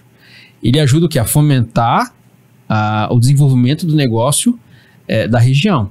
Então, ele vai além de simplesmente ter uma taxinha patronal que você paga para ele. Ele te ajuda até mesmo você ter um bom relacionamento com o sindicato dos empregados. Posso estar falando borracha aqui, porque nesse caso tem áreas, até crise, né, em empresas que têm relações sindicais. E aí, geralmente, quando a empresa é muito grande, você tem um gerente de relações sindicais. Quando é menor, é o gerente de remuneração. E aí ele faz o quê? Ele transita entre esses dois. Então, o patronal ajuda a empresa e o empregado, dos empregados ajuda os empregados. Mas os dois se conversam. Por quê? Se não vai você... A Expande vai falar com o sindicato, sei lá, dos estudantes, né? Do estudo, não sei qual que é, né? De cabeça agora. Você não vai falar direto, você vai no patronal, conversa com ele na ideia, eles vão te defender, eles vão te intermediar com os empregados. Então, assim, entre eles tem um bom relacionamento, né? Entendi. Então, nessa jogada que é interessante, sabe? E tem empresa que realmente não vai querer pagar, que nem tive quando eu trabalhei, que ela comentou, não vou pagar taxa, não. Antigamente tinha aquela taxa de patronal, lembra? Sim. Antes do nova legislação, né? 2017, eu acho. Não vai pagar mais. Beleza, tá bom. Aí se precisou, e a gente faz o quê? Vai lá você falar com o sindicato. Eu DP? Porque só pro DP, né? Você. Beleza, né? Fazer o quê? Não tenho força, mas eu tenho um bom relacionamento. E ele tinha que falar. Mas você não paga, Jean. Tá, vou fazer porque pra você, cara. Mas se fosse empresário mesmo, dono, não tinha saído de negociação, nada. Por isso que às vezes arrasta aquelas negociações que fica demorando um grande tempo. Aí, olhando impacto mais de custo, arrastou às vezes 2 anos. Era para ser 8, ficou 17. Chutando aqui, tá? 17 sobre as férias pendentes, que o cara não olhou, aplicou 17 sobre o salário de 1.000, deu 170, vezes 12 é 1.700, mais 68%. E você começa a multiplicar por 12 o tributo, foi, cara, tá perdendo dinheiro. Meu amigo, respondi certo a pergunta. Respondeu, demais. Eu que tô estourando todo o tempo nosso aqui. Verdade. Te agradeço demais, cara, Imagina. por essa participação aqui, foi sensacional poder aprender mais aqui sobre DP, que eu confesso a você que não tinha mesmo essa bagagem que você trouxe, né? Não só daqui, mas do bate-papo que a gente teve antes. E queria que você deixasse aqui uma recomendação de livro, filme, para quem está assistindo a gente lá. Claro, livro, né? Óbvio, meu, né? Sem dúvida. Esse é legal, mas assim, pra você ter uma ideia, eu tenho em casa em torno de 400 livros. Não é livro de história, não. Minha esposa que gosta, ela consome um livro desse daqui, grosso aqui, em uma semana, né? Eu sou mais técnico. Mas eu recomendaria para você que é empresário, para você que trabalha na área de DP, o livro Departamento Pessoal Estratégico que eu fiz. Não tem legislação e não tem processos. É mais gestão, metodologia, indicadores. Então, teve uma empresária de São Paulo que ela, um escritório grande de advocacia, ela pegou meu livro e começou a debater com outro sócio. Não, nossa rede tá bagunçada, não sei o quê. Olha o exemplo do Jean, esse livro é fantástico, ela defende eu até hoje. E ela falou, não, vou arrumar essa rede. Olha o exemplo do Jean. E eu coloco exemplo até de organização de rede. Como livro não, perdoe, talvez um filme, algo nesse sentido, eu acho que o que mais é legal do McDonald's, né? Que eu vi que tem aquela... Ele foi persistente, né? A forma de poder, né? Forma de poder. Não se olhar como um negócio, mas você olhar como disciplina, foco, determinação. Quem te falou que vai ser fácil a sua vida? Não vai, não. Empresário pior. Se for fácil, tá errado, né? Se for fácil, tá errado. Isso muitos dizem, né? Então, esse é e se você for olhar, não fica navegando na internet, no YouTube aí, às vezes o pessoal perdendo tempo. Não vai agregar nada pra você, se não agregar, sai. Então não adianta nada você reclamar do empresário, do seu patrão que tá pagando bem, se você não tá fazendo a sua parte, vendo bom conteúdo. Faz os cursos da Expand, procura um curso que eu faço, ou vai no YouTube mesmo, tem um monte de vídeo de graça, né? Então você consegue pesquisar. Não tem desculpa justificativa hoje, desculpa. né? Só determina a mira onde você vai, um objetivo e vai atrás. Às vezes a empresa, expandindo um pouquinho mais, o dono talvez não dá a missão, não dá a visão, não dá as metas, cria a sua. Perfeito. E mesmo se a liderança não tiver, cria a sua. Criar, eu quero ser um gerente daqui a 5 anos. Tá, o que um perfil de gerente precisa ter? Tem que ter politicagem, tem que saber, falando de folha, tá? Todo mundo tem que ter politicagem. Sim. Mas se político você saber navegar em várias articular bem, né? O que eu preciso de curso? Mas é muito grande. Então, entende quem chegou lá e tenta modelar. E aí, só o tempo que vai falar para você. Eu vou dar um spoiler do livro do Jean aqui. Além de ter, obviamente, ter uma dedicatória do Jean aqui, que está aqui na página, eu vou dar um spoiler para você entender por que vale muito a pena você comprar o livro dele. Um dos capítulos aqui, ele fala sobre carreira no DP e tem vários aqui temas dentro disso. Depois ele fala sobre processos na área do DP. Ele fala também aqui sobre a clareza nas informações. Fala sobre a questão estratégica, né, do estratégico, fala sobre gestão e tem muita coisa que ele tem dentro de cada um dos itens aqui, olha, para você ver como que tem muita coisa dentro de cada um dos temas. E de fácil leitura, viu, Cris? Fácil leitura, né? No máximo 2 páginas por tema, né? Me preocupei com isso. Que é para aprender mesmo, né? Não leia o livro rápido. Pega um tópico e tenta aplicar, senão não sei se é a palavra certa, obesidade mental. Você só lê e não aplica. Tá certo. E ele fecha aqui com tecnologia no DP, onde ele explica aqui sobre portal, sobre mobile, ferramentas de processamento automático, ferramentas com inteligência artificial, plataforma de trânsito de dados, sistema de arquivos físico e digital, chatbot, pensamento tecnológico no DP. E aqui eu recomendo muito para você que você faça a aquisição do livro do Jean. E também, se tiver ainda mais coisa que você gostaria de falar com ele, como é que te acha na rede? Bom, no LinkedIn é Jean Santos, mas pode pesquisar Jean Santos ou Jean Santos DP Partner, que vai aparecer eu, ou Jean Santos FOPAG BPO, ou vai estar como DP Estratégico. No YouTube tem o canal DP Estratégico, né, comigo. O pessoal fala, Jean, você não é social, é porque eu não tenho rede, mas eu tenho das duas empresas. Então tem a DP Partner e a FOPAG BPO. Show de bola. Jean, superpoder, você está nesse momento com o WhatsApp e tem o número de todas as pessoas do DP do mundo inteiro. Que mensagem você mandaria para essas pessoas? Faça além do esperado. Não espere alguém fazer por você, não. Tudo na vida é difícil, você tem que dar o primeiro passo. Não espere dos outros. O primeiro passo. Boa, show de bola. Mais uma vez, meu amigo. Valeu mesmo aí, brigadão. Imagina. Por essa participação e precisamos marcar mais bate-papo. É verdade, né? O tema é polêmico e aí dá para esmiuçar bastante coisa, né, Cris? E fica atento aí, porque nós estamos falando de construir um curso junto, hein? É verdade. Tem já um curso, o Cris vai me ajudar a modelar ele com mais precisão. Para você que quer chegar a ter liderança ou quer sair um pouco do seu status quo que você está na sua empresa aí, quer navegar novos horizontes, recomendo super. Já fiz um teste em abril com colegas muito próximos. A galera falou, Jean, que curso é esse? Porque realmente é a prática do dia a dia. E lógico que para você saber mais ainda, você tem que trabalhar comigo, né? Então, vamos embora para a FOPAG BPO para trabalhar junto comigo lá e também ser cliente. Show de bola. Você que está acompanhando a gente até aqui, viu a aula? Viu a diferença entre RH, departamento pessoal? Viu a necessidade de integração dessas áreas? A necessidade do RH entender como é que funciona o DP, porque vai te tornar mais estratégico? A necessidade de entender do financeiro, porque o RH, financeiro, controladoria, contabilidade, tudo isso em conjunto vai trazer mais resultado para você? Muda a performance da empresa? A importância de entender da legislação, porque talvez você esteja pagando mais imposto do que deveria? Tudo isso o Jean passou com a gente aqui, e se você quiser saber mais, você já sabe, né? Ele deixou os contatos para você na rede, e eu espero que você tenha aproveitado assim como eu. Te vejo no próximo episódio. Tchau!